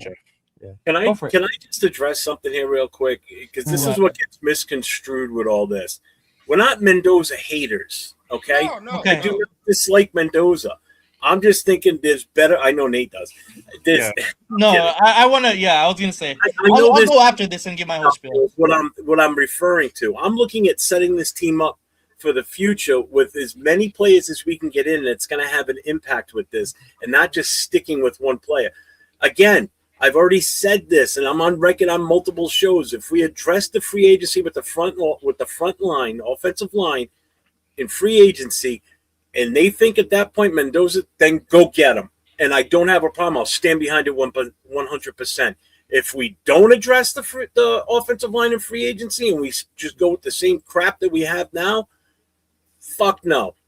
In the draft, we have to do something different because that guy will never – no quarterback will get a fair shake next season. This might piss Leo off. The only thing you can guarantee that we can do right now is pick a player with the number one overall pick, and that's all you can pick and say that this is what we're going to do. See, that's crazy to me by that logic. That logic is – and I get it, like – I don't think Mendoza, so stop with that shit. No. I get what you're saying. I get it. But what I'm saying is, it's not revisionist history. One dude is 6'5" and one dude is 6 feet. Yeah. I mean, it's been proven that under 6 feet quarterbacks struggle in the NFL. It's proven. It's not just saying, because Bryce is struggling here. It's like, dog, I would rather take a 6'5" guy over a 6 feet guy. They kind of do the same shit. That's all I feel. Breeze or Mendoza, since we're talking about height. Breeze or Mendoza coming out. I don't remember Breeze coming out of where he came. You don't remember Breeze coming out? Nah, not coming out of college. Not coming out of college. I did because Notre Dame played him. He was at Purdue. Where was he? I was probably shitting my pants then. Where did Drew Brees come out? Where did Drew Brees get out of Purdue? Where? I can't remember where he got picked, man. I think it was the second round. Was it second? I thought he was late first. The second round. I thought he was the first round guy. I thought he was the late first. Check it out. Yeah. I mean, I don't understand why they wouldn't prioritize the O-line if they already feel in January that they're about to pick a quarterback. 2001, second round. He was the number 32 pick overall. He was the first pick in the second round. First pick in the second round, yeah. Yeah, that's what it was. Yeah. No, I mean, look, okay. He would have been a first rounder. If there was a Myles Garrett up in here, bro, we can fuck around. If there was a Myles Garrett, then I could say, like, all right, bro, but even Myles Garrett just broke the goddamn sack record and they had 3 fucking wins. DJ LT was round 1. So they, he had 3 wins. I don't know about that, Shavir. Yeah, I don't know about that. If Bryce Young is in this class, he's the second pick. He's the second. We got a super chat from Afakasi, $5 super chat. He says, I'm not waiting no more to get our guy. Wait till next year, build the trenches, trade the pick, draft Mendoza. Yep. Yeah. If Bryce Young was in this draft, he'd have a nice time being a New York Jet. I'll tell you that right now.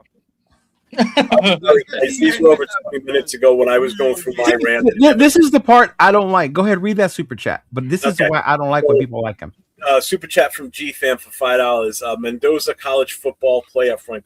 completed nearly 75% of passes for 555 yards, 8 touchdowns, 0 turnovers, plus a rushing TD in 3 games. Enough said. I mean, it's not the end all be all, but it's good. No, but people are using that as the end all be all. Is why you should take him. And my thing is, you need to look past those 2 games you saw, plus the Miami one, and base your opinion. Well, I can tell you right now, probably about 75 to 80% of Raider fans only watch those playoff games. I guarantee they didn't watch many during the season. Hey, look, check this is okay. I'll say this. This is probably gonna get Jeff mad, get everybody that don't like Mendoza mad. But I truly feel this now that I'm pretty. I've watched him the whole season now. At this, I know you have. That's why I didn't say you. I've watched him the whole season at this point. We talked about it all year.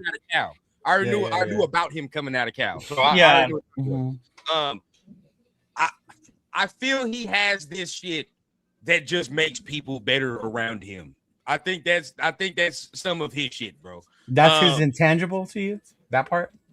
I think it's part of it. I'm not saying that's the whole thing. So but by you saying that means Deontay Thornton's going to be a superstar next year. Betch is going to. You can't do those arguments either. Yeah, though, that's just, going to make those guys better. Look at what we have. What I'm saying is this: positions are shit right now. You make it seem like we don't have 10 other picks, though. I think he makes people better around. The picks from last year haven't worked out very well. How are the ones we're going to make this year work out? See, that's that doomsday. And you have that same thing happen, bro. Yeah, bro, come on now. You just don't know. Yeah. Now Thornton, now there is a receiver that I will say will get better, but you know. Yeah. Oh yeah. Who guys? Who's gonna get better? Nathan and Rundown. And Jay. Best, baby. My best jersey's on its way, dog. Come on. I have more faith in Ashton Genty becoming generational than I do in Betch. I think he makes people better around him. I think it was shown this year. Severe I'm talking about vibes. How is it vibes when nobody knew who the fuck Elijah Surratt or Charlie Becker or none of them dudes was before this year? They definitely didn't know who Becker was. Yeah. Nobody knew Elijah Surratt either. You feel what I'm saying? And I think it was kind of proven in this Miami game. Me and Severe will argue to the cow come home. It's proven in this Miami game, bro. Indiana was not the most talented team in college football. They were just the best coach. The athletic ability and the difference in the team showed in the Miami game. You can literally see the athletic and speed difference from Miami and Indiana in that game. Especially once Miami started pressing them. Exactly. Remember back in '99 for Miami? In the second half, that was suspended. Bro, me and Leo were watching it together. He was a fucking beast. Number 99 was everybody's like, Indiana wins because they're bigger and they're stronger. No, they're not. No, they're not. How many completions did he have in the second half after what's his name came back into the game in the second half? How many completions? Oh, the defender from Miami, the one that got suspended. Yeah, that was suspended for the first half. Yeah. He was 5 for 5 in the second half. In the fourth quarter, he was 5 for 5. Mendoza was 5 for 5 in the fourth quarter. Yes, and that drive where he had to go the fourth downs continue. He didn't miss a pass on that one. Yeah, that was a back shoulder once. That was 2 back shoulders. Mm-hmm. Now we can talk about that back shoulder. Now this is something that some people you can either be mad or you can not be mad. But if every quarterback had a back shoulder bag, you would see every quarterback do it. Yeah, that's what we said when we were watching it too. Every quarterback had a back shoulder bag. Every quarterback in the league would be sitting there throwing back shoulders. It's not a bad weapon to have in your arsenal. That's a bag, bro. It's just in the club. It's just some people have it in the club, some people don't have it in the club. You feel what I'm saying? It just is what it is. And I think he's got that in his club. Why would I not think if he's doing that with fucking Elijah Surratt, he can't do that with Brock Bowers? He can't do that with Brock Bowers. I can't at any point in the game say, hey, bro, 89, line up one-on-one on that corner over there, bro. We're about to do that back shoulder. I honestly think he could do it with 89, and if there was someone that could unlock 87's potential, it would be him as well. And 18. Yeah. Why not? Hey. We are Mendoza already used to the milkshake. You feel what I'm saying? We gonna be good, baby. We gonna be good. Nah, I think it's fact. Okay. Yeah. I don't know. I guess it would it be different if there was. I think that's the part that maybe gets me is that because there are no other players, that are number one, that we're kind of like, well, this is the number one guy, and it's the Raiders' luck that the one draft there's only one guy. If you ask Surratt that question, did I have a better year last year or this year? Which year you gonna say? Which year you think he's gonna say? He would say this year. 100%. Surratt would say this year. Yeah, 100%. He did. He got interviewed. I watched the interview with Surratt. He said this is one of the. This is it. Mm-hmm. Yeah. And he said it was because. But now I don't know whatever the case. I'm not gonna say all that. But I will say this, right? He it's a story with Derek Carr. He said he knew what time it was with this team when they got Fernando and they was watching film because they didn't do that shit last year. That was the one I saw. That was the interview. Right? It was like, oh, bro, we're doing shit this year. Yeah. Completed 2 pat, bro. He was 5 for 5 in the quarter, bro. I said in the quarter. Yeah. See, hey, Severe be here with Severe. You be on that money Chuck shit. Hey, I never hear Turf tell him he don't know English, motherfucker. All right. No. Hey, that's my dog. That's my dog Severe, bro. That's my dog Severe. Because when it come, bro, like Severe don't he'll say like fuck them back shoulder passes. You know what I'm saying? Like that is what it is. You can't do that in the league. Fucking Rodgers and Adams made a fucking career out of it, bro. Can do it. I don't think people can do it. Look, as much as I love Caleb, but his arm, I don't think gives him the touch for that type of throw. He got a strong ass arm. He got a strong ass arm. You gotta watch more Bears, and that's not a slight, bro. Gotta watch more Bears. That's not a slight, bro. That's just them strong arm ass quarterbacks don't have the touch like that. They just don't. Need that finesse, bro. Josh Allen don't got that touch like that. That motherfucker spraying shit all over the yard. I think Allen throws it so hard it goes through his receiver's hand sometimes. I think that's what happened. That was what was happening in Chicago this year too.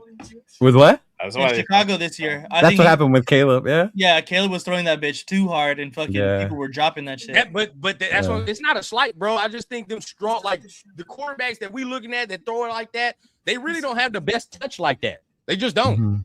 Mahomes is the outlier to me because his he got the arm and he got everything else though. Mahomes got the touch, the fucking movement, the mobility, the vision. He's an outlier to me, bro. Yeah, he's an outlier. He is an outlier because he can do whatever the fuck he wants. So that's different. I mean, but when you like, who else is a strong arm quarterback? And you look, it's like Justin Herbert is a little different too. He does got the touch. He has that touch. Herbert's got touch. Herbert just can't fucking win. So that's Herbert just chokes in the postseason. So let's talk about this real quick because that just made me bring up something. Is that something that we look at like when it comes to like a quarterback? Because remember when Justin Herbert came out of Oregon, the conversation was he don't really like he's a good quarterback, but when it comes to his leadership shit and when it comes to him putting the game on the line, he's not really like that. That was a conversation in Oregon. Right now we look in the league and it's like it's kind of the same shit. I don't think it's kind of the same shit. I think Herbert gets a lot of shit for it because it happens in the postseason when you see his dismay. But if you watch regular season games, though, like there's games where he's gone head to head with Mahomes, and they've gone, to not use Jeff's favorite word, they've gone dog to dog in those games where he's shown his leadership, he's shown his fucking physical toughness, and to be able to get through those games. But isn't that part of it though? What do you mean? Like being able to play in big moments and play. I think it's having that ability to be a leadership, but then there's certain players that when it's the postseason, they're just different. And I get that. And you want a player who's going to be able to be that one. Like we were talking about about CJ. Like what happens to CJ when the playoffs start? Like Jesus Christ. Right? Too, but so bad. Mm-hmm. And then there's some players like you think about. I can remember Tom being one of them. Joe Montana being another one. Now in the postseason, all that other shit didn't matter. Yeah. Mm-hmm. No, that's crazy. It's not just his stats I like in the playoff games. The kid is just so smart in the way he plays, and I feel he is the type of kid that watches film and studies so feelings. Much. QB is 80 to 90% mental, and this kid has that. Just my opinion. Okay, I'm ready. I'm ready for my little spiel. It's Nathan got that shit. His book. What is not a Philly? Yeah. Okay. Again, I'm gonna go ahead and just reiterate what Jeff said. I'm not a Mendoza hater. I just think that the value of the number one pick should not be used on a Fernando Mendoza. I don't think he's a valued number one overall pick. What's up, Rosetown? So What's up, Rosetown? the whole thing is right now, Indiana has the highest percentage of RPO plays ran in collegiate football at 25.9%. That leads the nation. Yeah. The NFL only runs an RPO system 13% of the time. An RPO, if you know, is run pass option. There's two options: run, hand it off, pass the ball. That's your second option. Those are the two options right there. So my concern with Mendoza is he going to be able to get through the progression of looking at multiple receivers downfield? Right? Can he do the look? Correct. I don't doubt that he doesn't have the placement or that he can make the throws. You can see it on film. He can make throws. And the problem is the NFL game going to be too quick for him? And we've seen what Miami did against him. Arguably the best defense that he played all last season, or this season. I mean, when they actually went after him, it caused problems, and it all kind of puts it together. Is if we don't get the coach that works with the system, that's why when Run said McDaniel and Kubiak, those are the two guys that run the most heavy RPO systems. I love that pairing. If we get that pairing, I feel much better about it. I still don't think that it's the most optimal, because I think that his ceiling isn't the highest. But to me, it's just we have to make sure we get everything around him. Again, another thing is Indiana had the 15th highest percentage of run plays. They were 60.72% of the time they've ran run plays. So to go ahead and help him out again, we need to establish the run game. That's why when I said I wanted Joe Brady, it was in the thought that because I already in the back of my mind, I know we're going to get Fernando Mendoza. So to me, it's just kind of playing the opposition of why we shouldn't drop, or why I think that it's not the highest value for number one overall. Mm-hmm. And then again, so who is the highest value if you trade back? So who would you pick? That's the thing. That's the thing is we need draft. This is the problem with this draft. Exactly, is there's not a consensus. The consensus number one overall would not be the consensus number one overall in previous drafts. Like if we had Cam Ward and Fernando Mendoza, I'm picking Cam Ward. If we had Caleb Williams and Fernando Mendoza, I'm picking Caleb Williams. The problem isn't with Fernando Mendoza himself. I don't think he's going to be a bad prospect, and I don't think he's a bad player. The problem is with the draft class. And to me, I want the best for what the Raiders are going to have for his future. And it just, to me, Fernando Mendoza has just a limited ceiling. But with the pairing again, limited ceiling. Is it because of the scheme or like just athletically? Like you can see the trends in football now. The trends in the NFL is going towards the extremely uber athletic quarterbacks, and obviously that's not the end all be all. You see Seattle having success, and Matthew Stafford isn't the most athletic, but he has a way better arm than Fernando Mendoza. Oh, Stafford got a cannon, bro. Stafford got a cannon. Exactly. So to me, it's just it's not the fact that I don't like Mendoza. I just think that the value in this draft is not there, and it just so happens to be that we are the number one overall pick in this draft. Let me say this, and I'm a rebuttal this. I knew he was gonna bring it. I knew he was gonna bring up the Caleb Williams shit. I knew it. But this is where I'm gonna get y'all, bro. This is where I'm gonna get y'all. Because if we had Caleb Williams over here, some of you motherfuckers would be getting lazy. Because you would be saying, maybe we don't need to sign all that old line because he can run around like that. Oh no, that's stupid if you were to say that, even if we had Caleb.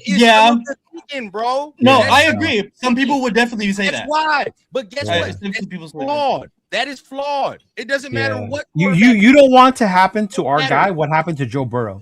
Because you want weapons, you never upgrade. It don't matter if he can run around like Caleb or he can do all that, bro. They all need an O-line. They all need weaponry. They all need this. They all need a supporting cast. Yeah. Patrick Mahomes didn't make the playoffs because he didn't have an O-line or good receivers. You know what I'm saying? Like that, there's just point blank facts, and he's the greatest quarterback of this era. You know what I'm saying? He can't. The years Mahomes won the Super Bowl, his O line was better. The years he lost it, his O line was fucking destroyed. Yeah, it was. Now, I'm not gonna sit here and say that there are no tiers. There are tiers, right? Because Jared Goff ain't taking a fucking team of Isaiah Pacheco's and shit to the Super Bowl. Right, exactly. But there are tiers, and I do 100% get that, right? But at the same time, I feel like when we're going in the argument of like, oh, he needs so much around him, it's like, dog, every quarterback needs that.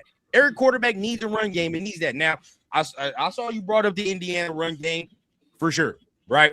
If Miami had the chance to do it, they would have ran for 200 yards too in that game the other day against Indiana. They should. And that's what's gonna happen here. That's what's gonna happen here, bro. I mean, regardless, he's gonna be in a run for. You use the 6th overall pick on a running back. Whatever coach is coming in here, I guarantee you they asking, what the fuck is your plan with Genty? What's your plan with him? Because we're not gonna waste a 6th overall pick with a running back. Yeah. So what's your plan there? So it's always gonna be run first. That's just what it is, bro. I mean, we're always gonna be a run first team because of who we selected. So I'm not mad at that. And again, I think Clint Kubiak is the perfect system. If we get Clint Kubiak right, I feel that Fernando Mendoza in that system can be better than what Sam Darnold is in that system. That's how I feel. Right now, what? Sam Darnold is more athletically gifted than Fernando Mendoza. But guess what? I don't have to worry about with Fernando that I got to worry about with Sam. I ain't got to worry about Fernando throwing 4 fucking picks in a game. The stupid minute throws. Dumb shit. You feel what I'm saying? I don't have to worry about that. I don't. And you can say he's more athletic. But does that limit your offensive's firepower at that point? Does that limit your offensive? Like, does it your offense have a ceiling at that point? I think at that point the argument is he's smart enough to know that I don't need to go out and make those plays because my defense is still going to give me the ball and keep me in this game. Sam Darnold doesn't need to make those. But then we have to also address defense too. Like that, right? That's the thing. Which of course that's the argument. That's why it's like even when we were drafting Cam Newton, we still got to get some defense. And I think that's what gets lost in the argument. Everybody thinks that if you take Mendoza, you're not gonna upgrade and update everything else. No, you still have to. But that's also another reason why, like, we're saying we're gonna need all these things. Like, we have the possibility to do that, like to go address. No, and if you were to trade it, you have more capital to do it quicker. That's what I'm saying. Right? You could do it quicker, but also we trying to quicken it up. We trying to. And I said we are. At the end of the day, well, we forget that we have free agency. You still got to be patient, right? We got free agency. Even if we do, we still have to be patient. Even if we trade away the number 1 spot. But wouldn't you like this? Okay, regardless, even if you take Mendoza, I don't think nobody should sit up in here saying that we're making the playoffs next year. Even if regardless, no way. Even if we trade the pick away, we're not making the playoffs. You're not making the playoffs. Wouldn't it be better to say after next year you can at least fucking say like we got a quarterback? We at least got one because I guarantee that's what New England said. They were ass last year, and New England was like, we got one. But is Fernando Mendoza Drake May? Yeah. No. Can we agree on something? I'm glad you said that. If he's good for us. And that's what I was gonna say. Can we agree on that? I think that's what drives me crazy. Is that he can be our Tom Brady. He could be our Drake May. He could be. Can we just let him be him and evaluate him for what he is? Not for who we think he should be. That he can say who he wants, or what? Then we can see a direction. That's the other. Yeah. Well, this argument over this shit is ridiculous and pointless. Like I've said already, we really shouldn't even be sitting here arguing this. Half the time it's the chat that starts it, and then we just pick up on it and go for it. But it's a good argument, though. It is because it's all for naught right now because we don't even have a head coach. This is the conversation, Severe. It's not. Nobody wants That's to talk the conversation I'm all for. Also, because this gives everybody what they want, don't it? We get a quarterback. No, it doesn't give everybody what they want. Some of y'all want capital. Because I don't want Max gone, yo. I don't want Max gone. I don't think Max wants to go necessarily. I don't want to add Max to my wall of jersey of players that aren't here no more. Yeah, man. I don't want to reach to the side of the holes, closet where Woodson is, where Carr And is. then Funny Jay, now all of a sudden we ain't got all these fucking holes we got to fill all of a sudden. Well, you start talking about Max. And maybe I'm glad you guys are here, and I want to ask you guys, 'cause this is what drives me crazy, is I get, and this is why I like arguing with Rundown about it, because he'll tell me Mendoza's reasons without saying he's a Heisman Trophy winner. That don't mean shit. That doesn't mean shit. I don't care what you say, bro. That don't mean shit no more, right? See, and then number two is that he went undefeated. There's other teams exactly in college football, and that quarterback didn't amount to shit. There's other teams that had a quarterback lead their team to multiple national championships, and that guy didn't amount to shit.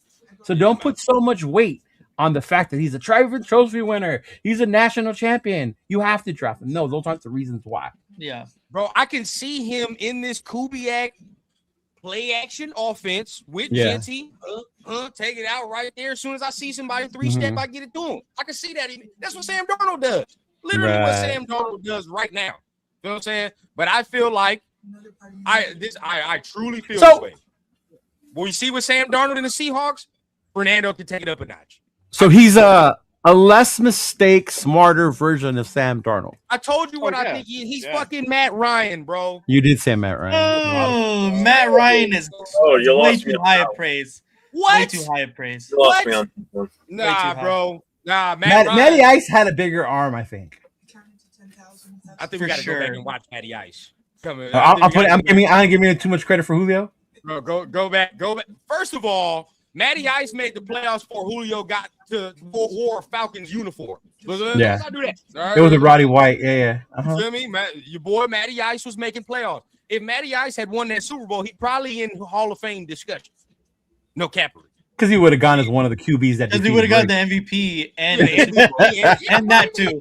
And that too. Eli Manning's in the fucking Hall of Fame discussion. Come on now. Hell yeah. Right.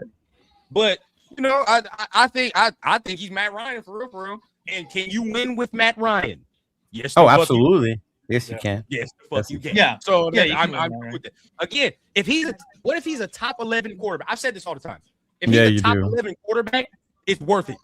That's worth the. I'm not drafting the top 11 guy at number one overall. Like you're gonna get Derek Carr at number 1 overall. That's what baffles all the rest of these first round picks are in the class of Jameis Winston. That's the other part. He can play the fuck out. So if he's a top 11 quarterback consistently, you can win a fucking playoff game with. You can literally win a playoff. Okay, let's say this. I get you because I don't like Derek Carr either. It's not my cup of tea. It's not. But at a point in his career, we could say he was a top 11 quarterback, right? We can say that. Yeah, 2016, 2021 season. Maybe even at his peak. Maybe he have his peak. Maybe 8. As far as 8. I mean, there was a reason he was the highest paid QB for a minute. Yeah. Right. So maybe you can even go as high as 8, top 8 quarterback in the league. Can you not win games with a top 8 quarterback in the league? Yeah. You can't win games. You can't win. You can't just say, hey, bro, we got a top 8 quarterback. Defense, don't fuck this up over here. Don't give up 35 points. You know what I'm saying? Like, bro, I guess that's my thing. If he is a top 8, but I want a top 8 quarterback that can win the game for you, not one that you can win the game with. If I'm going to use the number 1 overall, well, we don't know what's up with the NFL. We don't know yet in the NFL circumstance, right? Because I can say all I can say about his college performance and he then came back against this and this and this, but it's different once you got fucking what's buddy from the Chiefs. Big Chris Jones. Yeah, it's different than Chris Jones on your ass. Or Benito on your ass. Or Benito. Yeah. That's a whole different story. So we don't know. Right. I don't know yet. I can say, he's a winner off of Indiana, but I don't think none of us truly know if they're winners until they get in the league. Yeah, I can agree with that. Right. Right now, Justin Herbert ain't no winner. Y'all, Cheeto and Jeff, you could probably tell me Peyton Manning at the beginning of his career was not a winner. Everybody he was not a winner. No, he was not a winner. No.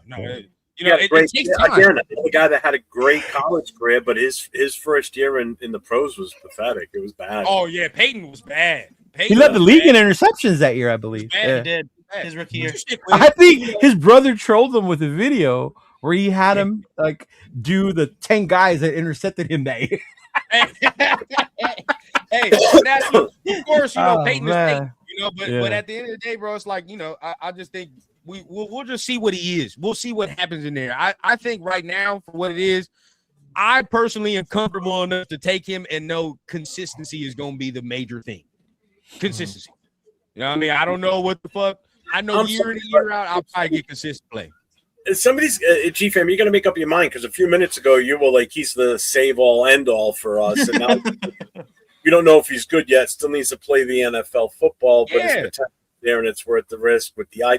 I mean, a little while ago, you were at the altar for him. He's favorite for him, bro. He says what the risk. So only thing you can do right now is be comfortable enough to say, I can take this man, and I'm not gonna. He's not gonna be no bust. I think. That's the likelihood of a being a bus is. Well, he better not be able to do that. But like, bro, I feel like when you're the quarterback year in a year, I've got to give 3,800 yards. Yeah, this is gonna sink or swim this organization for years to come if it goes back. That's the whole point. That's what I'm getting at. You've got the chance to right the ship and get us going in the right direction. In filling some vital spots with immediate impact players. This is so huge from the head coach. We don't know if they're going to be immediate impact either. And this is the thing also, we're living off of that fear of the Jamarcus Russell. I don't care about that. Again, hey, listen. A lot of people are. A lot of people are. Unprecedented waters right now, okay? We have something that we've never had before. We've got a need for a head coach. We've got offensive coordinator, defensive. We've had this need before. We've been here before, but not with the number one overall. We're in this position that we've never been in before. Okay, we've got a part owner that wants to be heavily involved. You got a GM that's involved 100%. It seems like we need a head coach, offensive coordinator, defensive coordinator, all the other coaches that goes with it, and we have the number one overall pick, not just a pick in the first round, but the number one overall pick. And the argument. Well, the discussion is, do we go with a quarterback or do we do something different? This is a most important historical moment for this team that we have never had this before, ever. Never have we had this before. And if we fuck this one up, if we screw this up from the hiring of the head coach right down to the draft pick, we're going to set this team back even further. And this is do it right and build this team. If they want to do a complete retool, then I don't think taking a quarterback with number one is the right way to go and do a retool. Get everything else first. I will agree and disagree with this sentiment. Okay, I agree with the fact, like, yeah, bro, so doomsday. This is uncharted territory for us. It's uncharted. Yeah. I just looked at a list. Cheeto, we talked about it for years, bro. Yeah. We only got one first round quarterback in 10 years in the last 10 years. One. Yeah. Right? Like that. There is no quinky dink. Why our quarterback situation is fucked off. You gotta take this swing. And that was our own mistake by not bringing in a quarterback because we had Carr. 100%. 100%. Now this is where I'm at. This is why I disagree. Because we're finally in the position that these other fucking teams have abused for years. The Jets on what quarterback? 30? The fucking Cleveland's on what? You feel what I'm saying? We still swing. Last year, we still swing. I don't give a fuck, bro. I'm at the point now and I'll say this, maybe it's flawed way of thinking, but it's draft quarterback for me, bro, because you save money too. You save the bread. If he's not all that good in 3 years, right? You do what the fucking Rams did, and you trade his ass, and you move on for picks because a quarterback. That guess what? If he is a top 11 quarterback and you feel you can move off him, wasn't the Colts trying to give us first round picks for fucking Derek Carr? They were. The Bears did it with Fields. They had their chance. They experiment. Before you give this man big money and you figure out that he's not the guy, before you got to pay this man $60 million, you trade his ass and you go again. Yeah. This is what it is, bro. We can't be scared. Fuck it. I'm cool with this. We done already seen like 6 quarterbacks in 4 years. I'm good, bro. I'm good. Yeah. I get the argument, and I hear it too. I guess my thing with the argument though is I don't think you don't have to go away from a quarterback if you're in this moment, if you were rebuilding. My thing is just I don't see him as that like game changing type quarterback that I can't pass up during my rebuild because he's there for me. To me, he's more of a game managing type than he is a game changing. And if I'm drafting a game manager number one, where I still have to get the rest of the pieces for him to manage, am I really going to get the most out of him, say by year 2 or 3, which is my hope, right? But there's other ways to do. You get free agency, all that other bullshit. Like I get over the last 5 years, I think as the Super Bowls in the Super Bowl winning quarterbacks, weren't they game managers in the last like 5-10 years? Other than Mahomes, it's been all Mahomes, so it's kind of hard to. Isn't Mahomes the only game-changing quarterback that has won a Super Bowl in the last 10 years? What would you call Hurts last year? Hurts is a fucking game He's manager. a game manager. Yeah, I was just asking. manager. I was just asking. Do you know how you felt about all Hurts got to do is Yeah. AJ. throw it, shit, bro. Hurts is definitely a game manager for sure. Who else? Who else? Nick Foles. Oh, it's Manager. Yeah, Nick Foles is a manager. Tom's a manager. I mean, I don't care what nobody say. I mean, Tom Brady. Not even, Yeah. Tom ain't no game changer. Hell no. Nah. I mean, if you want to, I don't know. When the fourth like quarter, with the game Mahomes on the line, it shit changes a little bit. Yeah. But see, A little bit, yeah. if somebody said that about Fernando, somebody be like, "I don't give a fuck about that." Oh, shut up. Fernando's not this. If somebody said that about Fernando, right? Mm-hmm. So it's like because it's true. I've seen in fourth quarters where Fernando turned his game up a little bit. I've seen that. You know what I mean? So it's like, okay, so whatever the case. But Tom Brady's a game manager to me, bro. He's not, you know what I mean? Like he'll except for that year he had Randy, that was different. The year he had Randy was different. Yeah. Stafford's a game changer. Stafford is a game changer. Hard, Stafford's a game changer. Stafford is a game changer. Because sometimes Stafford plays like a game manager sometimes, but that's because he can't fucking move. So it's like it's because of his old age. But like Lion Stafford, but he changes the game. Yeah, he changes the game with his arm though. Stafford changes the game. Okay, now we're talking about like Lion Stafford. Stafford is a game changer for sure. Yeah. But then again, how much is that game changer shit really worth? Because his ass was terrible in Detroit. Terrible record.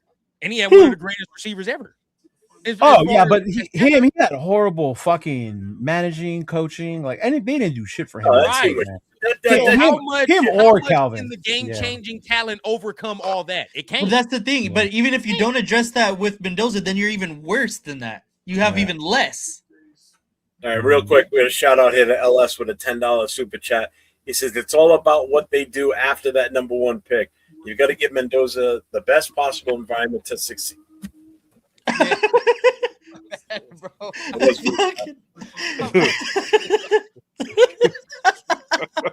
Bro, it's mid-sentence. He's got to keep you off, dog. Prioritize the offense. I don't care if the defense is ranked 32nd. And just real quick, shout out to Federated with the $2. You better care if the fucking defense is ranked 32nd. Yeah. Oh, you're going to be hot. Yeah, you're going to be pissed. Because the defense is ranked 32nd, then why the fuck is 98 still here? We're the Bengals. Exactly. We'll be the Bengals. Yeah. That's who will be our QB next year. How many games do you anticipate? It's got a point here too. You know, they're asking everybody saying, "Well, who's going to be our quarterback? Who's going to be our quarterback?" If it's how many games do you think we're going to win with or without Mendoza? Seriously, that's what he's saying right here. So you think Kubiak's taking this job with them saying, "Hey, I promise you, if you take this job, you'll get Arch next year. I promise you." You think that's what they're saying in there? That's what I'm saying. Like, I already know that it's a foregone conclusion. I wouldn't be mad that we're getting Mendoza. I wouldn't be mad if that's the case. I would be fucking. That's what this guy. This is what this guy thinks. I told you. That's what I think. Bro, that's what I think. Getting one of those from the man who says they're not in there the tanking's not real. They're trying to win. You know, goddamn well they're not in. 9 to 10 games with Mendoza. I've only said tank for one other player, and that was Caleb, right? But if we're in it to go get Arch, hey. No, trust me. I hope the kid's good when he comes out of college. If we end up with him, I hope he's takes us to 20 Super Bowls. I don't give a shit how many. Yeah. I hope he does. I don't want to see him do bad for us. I have no desire to have that happen. I don't hate the kid. If we end up drafting him, I'm going to support him behind 100%.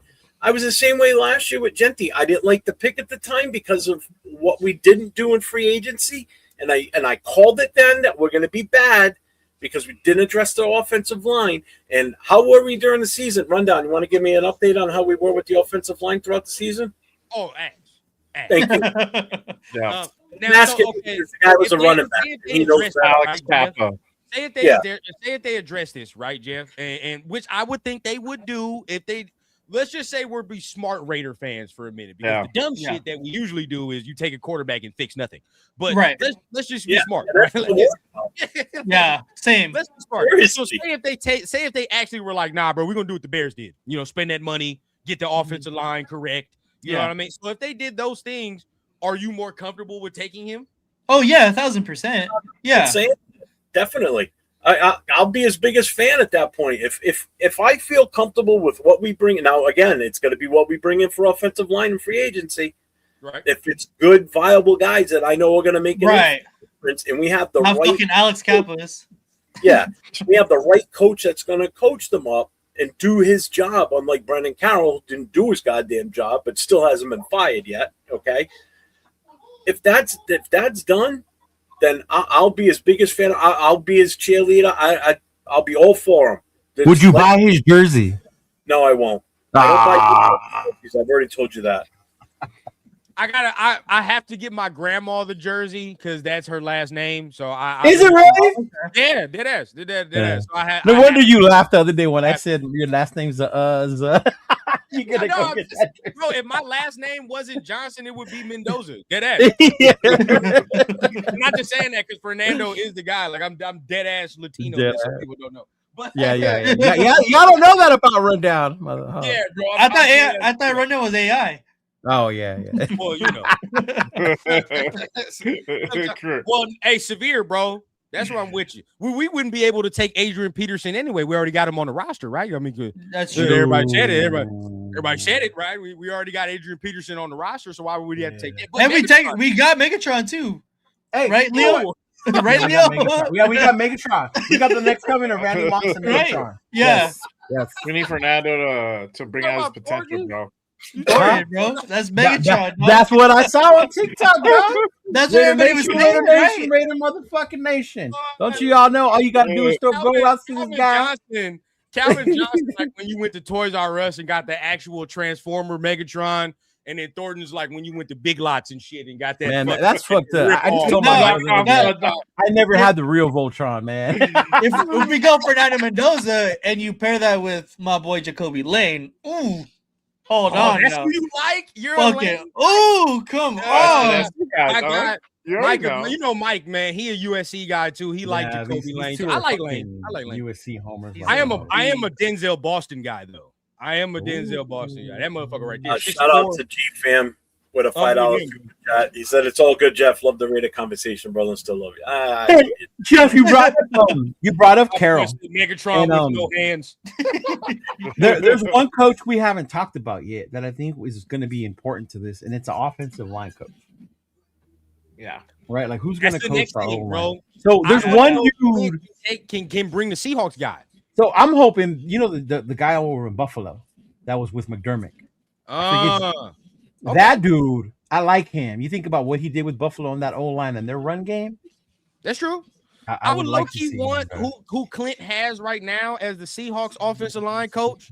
Yeah. Because you keep that, right? But at the same time, think about last year Seahawks offensive line was ass, wasn't it? They were trash. So the turnaround that they've done this year. Yes, Drake May was a better prospect. That's tremendous. I was gonna say, yeah. Can I just say something about him real quick? And I think this is going to be a huge testament as to how good he really is. Yes, he was. Yeah, Drake May. Pay attention to this weekend's game with Kubiak. Okay. Because Charbonnet is done for the season with an ACL. He's down to one running back right now. He's down to Walker. Let's see what they come out with a game plan because they don't have that 1-2 punch right now that they have with Charbonnet and Walker. He's kind of one that running game. That other kid's not that bad. What's his name? Yeah, but he's no Charbonnet is what I'm getting at. So let's see what type of game plan he puts up against the Rams. Valence Jones? It's going to be a true test, too, against that Rams defense because they're no joke, too. That's going to be still a tough game. It's a division game, so it's a rival. You better get used to having a one running back because you ain't got two in Vegas. Well, you better start getting two. You better get another one. Honestly, I really want to get another one. Yeah, you better get two. I'm really going to pay to that game because I want to see what he does for a game plan with him being down a running back of Chabonier's talent. That's a huge piece that they're going to be missing right now. So this is going to be good to see. One thing too, though, about this game, and people got to remember, it's a division rivalry. These dudes know each other so well. The Rams know them really, really well. They know the Rams really, really fucking well. This isn't in the Broncos. This is a totally different beast. Yeah, it's Velus Jones, former USC chosen. It is Velus Jones. No, but dude, I was watching the Bears Rams game, and I was like, "Fuck." Me and Rundown were talking about Kyle Monunga. Oh my god! Dog, come on, bro. This is so terrible, dog. There's so we could have took 2 swings last year. We should have. We should have. Was the one that did 2 running backs, bro, and we didn't fucking do it. I don't know why. Because we had been saying that all pre-draft too. Yep. That you know why? 2 backs. You know because what? They had Mostert. I'm about to say something. This is how you know I'm objective, right? Because I want Mendoza, but at the same time, I can look at shit 2 different ways. Yeah. I will say something about this draft shit, though. Usually, when a class is so bad the year prior, it gets better the year after. For example, or you can flip it. For example, the running back class was fucking historic this last year. It's ass this year. There's only 2 dudes. Right. Yeah. There's only 2 dudes, right? Like it's Jeremiah Love. Uh-huh. Yeah. And 2 years before this, the quarterback class was historic, quote unquote. Right? There's 4 or 5 guys that's picked in the first round. It was Caleb, Jaden, right. Drake, Penix, and Nix. Yeah. You could argue that for the quarterback shit, right? That it's so lean this year that just by natural selection, next year will be a better, deeper quarterback class. Well, you already got guys that would have come out this year that are going back another year. Oh my god! If Lenoir Sellers hits in the NFL, I'm gonna be fucking pissed. I'll tell you that right now. What? He scares me though, bro, because he goes. I know. Yes. Why did he go back to South Carolina? Like that's the dumb shit that got on my nerves with that, bro. I don't like. You know who I want? No, Arch, baby. Arch. No, Arch. You know who? You know who I want, and who's gonna be much better this year? Sam Levitt. Oh, from Arizona State, they love Levitt. Yeah. Bro, Sam Levitt. If Darian Mensah do what the fuck I think he can do in Miami, he gonna be right. He's gonna be straight. Mensah gonna cook in Miami, especially with that young receiver. Jesus. Well, I don't Christ. know. Now that I think Tony entered the trade. No, that was different. No, that was fake. That was fake. Never mind. Hey, who did Indiana sign as their quarterback? Josh. Josh who? I thought it was Braden Sorsby. Nah, Sorsby. Oh, Sorsby went to Texas Tech. There you go. Oh, Texas Tech. That's right. That's right. Texas Tech. See, you can that's see what I'm saying. We don't need Tom Cable as an O-line coach. Boy, there's your boy. Can come out next year if you think he's ready. He won't be ready. He won't be CJ ready. Carr. I don't think he's ready either. He's like, what's his name from Michigan? He was a true freshman. Yeah. Mike Underwood? He need a couple no, Underwood. Like Underwood. They're both really young. Yeah. He need a couple more years. You know what, bro? Yeah. Y'all want to wait so goddamn long. You know, y'all want to keep kicking the can down the road. I can wait for the dude at Cal if that's what y'all want. I can do it.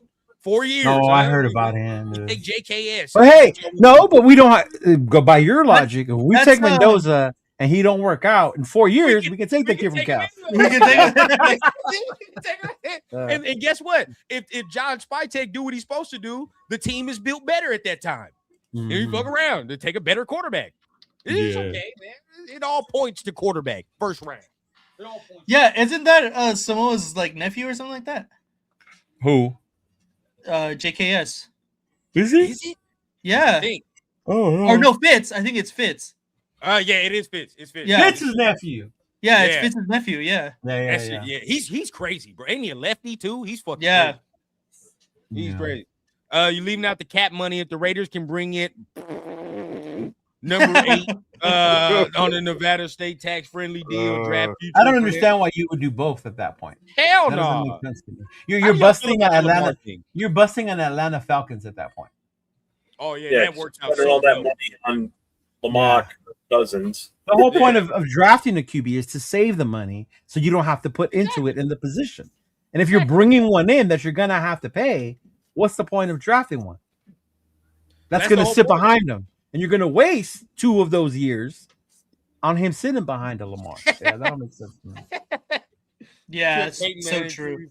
Hey, so I'd rather have Eli. I want Lamar. No, I don't want Lamar.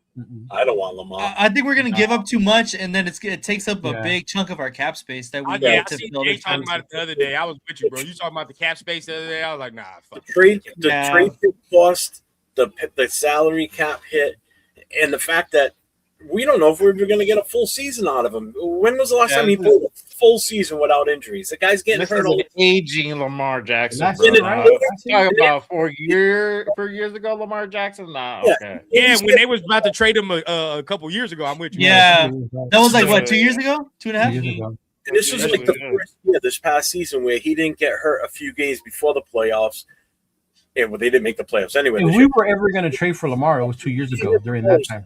Went down the stretch to be healthy going into the playoffs. He gets knocked out just before the playoffs start, and then you go into the playoffs without him. And then you got to start Tyler Huntley. Yeah, that's too much.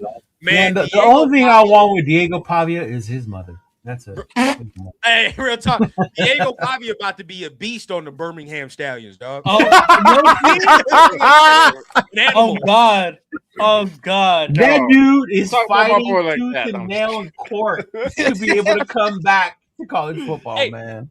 Speaking of that, and I know we're gonna get out of here soon, probably. But that's another reason why I don't like Trinidad Chambers, by the way. Anybody that is hurting or fighting that hard to go back to college tells me you probably don't think your ass ready to go in there. No, that means your ass don't want to go to the Jets. You don't want to go in there. He's going number 2. And if you don't think you're ready, why the fuck should I? Why should I think you're ready if you don't think you're ready? So that's why I don't know, bro. Do you really think that's why DJ Moore went back? Or Chambers?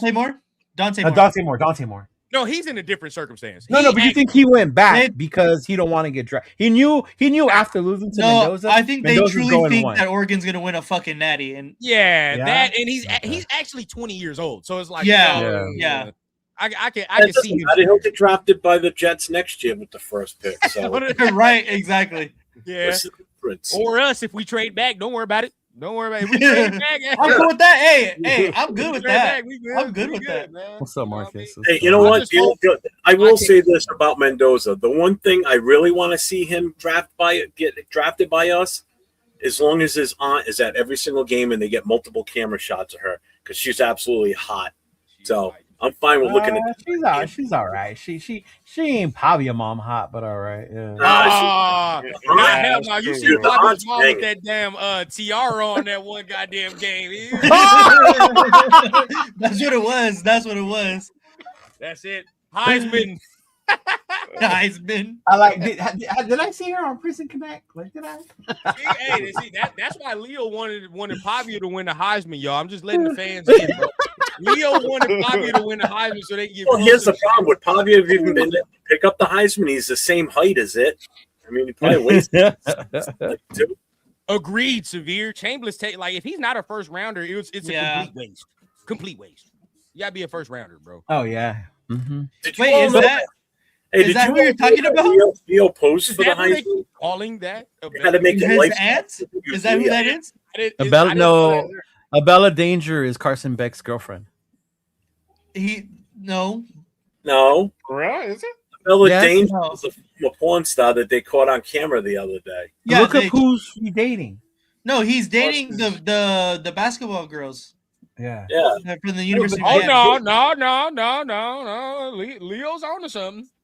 Leo's on to something. I know because I don't know the tabloid side of stuff, but my girl does. So when there's like social media, that was going AI. That was AI. Boy, Carson Beck out there getting it in, ain't he? He's getting it in. Yeah. I can't be mad at you. He's dating one of the basketball girls from the University of Miami. I think that was one of his little, that's a side piece, dog. Yeah, side piece. Side piece. He got the main. He got the main on there. Yeah. What's her name? She was a porn star. Oh, I guess they broke up. They broke up, right? I guess it doesn't fucking matter. I don't care. She's not even a current student at Miami. She went there for the game. It ain't because of what you think, man. There's a guy on Instagram. He wears a silk jacket and he does reviews like if they were an NBA star. Oh, my boy Terrell. Yes, I love watching him do reviews, bro. Hey, it's a little lonely out in the ocean, you know. Oh shit! Hey, you see that? Say it again. All right, bro. Hey, don't let Severe and Leo and them see this comment right here talking about Mendoza. Mendoza ain't dating no women. Oh, I seen that. I seen that. Hey, don't let I my saw boys Samoa put up a video about Mendoza getting interviewed that he don't want a girlfriend. He's focused on football, and it would be a distraction. I guess there was another story I heard. He was at the Heisman. He was at the Heisman ceremony asking some Heisman people about like how do I start talking to girls and shit. Or something. Is that real? I guess somebody said some shit like that. Fuck, if he comes to the Raiders, I don't want to have no fucking girlfriend, dog. Hey, can you imagine him asking Cam Newton that? Asking Cam Newton. No, that can be good or bad if we take him first overall. It can be good because he can be focused, man. But it can be bad because if he ain't never been to no pink, you know, if he ain't never been to that shit, you know what I'm talking about? Hey, he was at the club. He was at the strip club. Hey, he's gonna get the Jimmy G special, dog, from the fucking. Coming to Vegas, the city itself could ruin him. Not even the team or anything. It would be just. What's that shit Chris was talking about? The Midnight Rose. The Midnight Rose. Now look, if my boy ain't never seen no shit like the Midnight Rose, that'd be different. So he's gonna walk into something and his mind's gonna explode because he's never been exposed to like that. He's gonna be like, "Oh, leaking from his ears, Jeff. His brain matter gonna leak from his ears." Oh God, what we gonna do? So we gotta see. It might be one of the two. He's gonna go attend Derek Carr's church in Nevada. That's what he's gonna do. Hey, I don't go fuck dog. We'll build that dude a confessional somewhere in the locker room, dog. You know, like. Yeah, that's what happened. Hey, he went out there for her. She left that dude single in Miami with a multi-male. Yeah, had a contender. Poor guy. A national championship with that. Oh, my steak too buttery, my lobster too fucking whatever it is. Real talk. Man, what? Y'all never getting him back. Yo, he's never gonna leave. He gonna turn into Tony Montana for real. Then he really gonna come out talking Spanish and all kinds of shit. Oh God, bro. With the grill and everything. He don't talk no Spanish until he get in Midnight Rose. Then all right, of a sudden, Rico Suave. Okay. Then he's Rico Suave. Chido, ¿qué onda? ¿Cómo estás, compadre? Oh shit! Who the fuck is that? Tell you, bro. Oh my God. This is how you know we must accept. We gotta accept Fernando when he's in the jokes. You accept him. That's all right, man. It's all right. And that's why we said vibe aside. Hey, vibe aside, bro. Vibe aside. Yeah, Alejandro, I speak Spanish, bro. We ready to call it? Run through what everybody's got going on this week. Yeah, I mean, y'all, shit, as far as me, nothing. I'm chilling, man. I'm watching y'all. I'm watching the GOATs, man. Anytime y'all got shows, I'm tuned in. So tune into the guys, man. If y'all want some good Raider content, tune in to everybody here on screen, bro. Especially all the fellas here, man. Jeff always You mean I do know what I'm talking about, Rundown? I don't have to Oh, you know, there's going to be some people in here that talk their shit. Leo has to do some research first. And then you can get back on, Leo. Okay. Severe didn't need that information about Mendoza and the women. He didn't need that information. That's the last motherfucker that you need to hear that. But this is the other part that drives me crazy. We joke around about it, right? And then all of a sudden we're low IQ because he's a man of God. Bro, we're fucking joking. Jesus Christ. You know what? Fuck it. He gonna be tipping strippers and putting ones in their goddamn thongs, if that's what you want me to say. It's always the ones you don't fucking expect, dude. It's always the ones you don't expect. He's gonna be in there. Neighbor, I don't know what happened. He's Catholic, bro. He can go ahead and ask for forgiveness. So, and if that's your reason for wanting him because he's a man of God, that's the only reason. Like, oh man, I don't know what to say. I I hope when he gets drafted, Fernando come in here and he let a stripper slap some ass on his lap the first night he lands in Las Vegas. That's what I hope. All right, how about that? Early, huh? Get it out your system early. How about that? And that's nothing but positivity for my boy too. I will gladly take him to Chicas Bonitas. Oh my Jesus Christ! Oh, shit, we talking about that in Vegas. Shit, imagine in Oakland. Stop. So right there. Hey, for the rest of the show, man, or for the rest of the chat, y'all already know, man. Just tune into the guys, bro. You tune in to Jay, tune in to Leo, tune in to LV. I know LV and Jeff got a show tomorrow. You know what I mean? So y'all tune into the guys, man. Tomorrow Eastern, 7 o'clock Pacific. I will have a game set up again for tomorrow night too. Oh, nice. I got to work on that tomorrow. Leo, you doing something on Friday with Will or no? Yeah, 12:30. Yeah. Yeah, my boy Will. To web channel for Friday. They usually do an afternoon show, him and Will from Silver and Black Podcast. Jay, you coming up this week or this weekend? I'll probably just do a show on Friday, bro. Friday afternoon before you. I will be on Friday night with the No Huddle on Friday night. So again, if you know anybody that's a fan of any of the other 31 teams in the NFL, make sure you have them check out my channel on Friday night for the No Huddle. We talk everything. I'm gonna come in with my Jared Stidham propaganda that night. Playoffs and the championship games this weekend. Have them pop in the channel. I'll bring them up on the screen. We can talk about that game. Want to come on and play in the spilt milk? So yeah. Oh Lord. That's funny as fuck. Oh man. Hey, as far as me, man, just hit your notification bells, bro. I'm kind of random in the off season, man. Whenever y'all see news, see news for me, dog. So just hit the notification bell. Definitely on Monday though, I'll try to get something going, and on Tuesday we're gonna try to get another State of the Nation with my boy Cheeto. Yeah. We'll set that up for sure. Let's see what we can do. Yeah. And then we'll get turf one of these days, man. We ain't got turf. Turf is on one, bro. Turf. Yeah, I need your help, Nation. We need to bring back turf to the nation, man. Turf is far off. He's falling off the ledge. It's doomsday. There's no positivity with turf right now, bro. Superman don't die in turf's universe. Yeah, bro. What's going on right now, and this kind of confused him around this time of year is his daughter's gymnastics. So he's usually not around as much either right now. So that has a lot to do with it too. Yeah. He travels to all her, whether they're home or away. So man, shout out to that boy Alejandro, man. He loves your takes, Jeff. He loves your takes. White Raiders takes were great. White Raider. He's from Mexico. Yeah.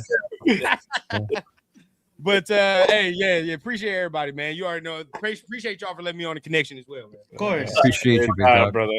Good. Always love when I can get on here, man. Always. I'm already know Alejandro. Appreciate you, big dog, for being in the chat. Oh, he's saying the white hat, not me. I knew what he was talking about. I knew what he was talking. I just know y'all. That was police now. I didn't realize there was only one white hat. I was realizing there was only one white dude. My bad. That was on me, y'all. That was on me. Oh shit! Oh my god! Y'all have a good goddamn night, y'all, man. I'm about to go ahead and stay safe and go Raiders, baby. All right, yeah. Raider Nation. It's time to connect. Leo, Jay, Nate, Jeff, right. Yeah, silver and black. The crew is insane. Breaking down the madness before you can blink. Another week, wow, another storyline. But the Raider connection keeps it all in line. From Vegas nights to the East Coast grind. We talk that truth, no filter, no rewind. Four voices strong, so buckle in tight. It's time to bring the nation to life tonight. This is a Raider Connection show, where the silver and black stories flow. Leo, J, Nate, and Jeff on go, breaking every play down blow by blow. R and 4L, you already know. Welcome to the Raider Connection Show. Leo with the facts, breaking down the scene. Jay brings a fire, keeping takes real mean. Nate on the road with the vibe and the view. And Jeff swings heavy when the nation needs truth. Wins or losses, we show up proud. Raising Raider Nation, loud and loud. Hit that chat, pull up, don't wait.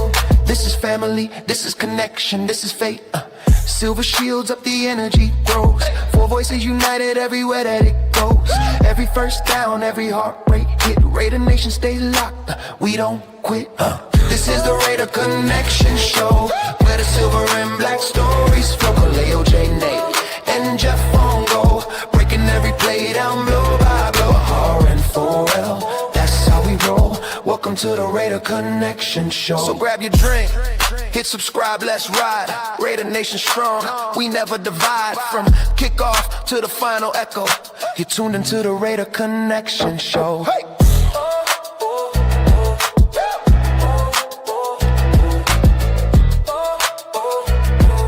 You're tuned into the Raider Connection Show.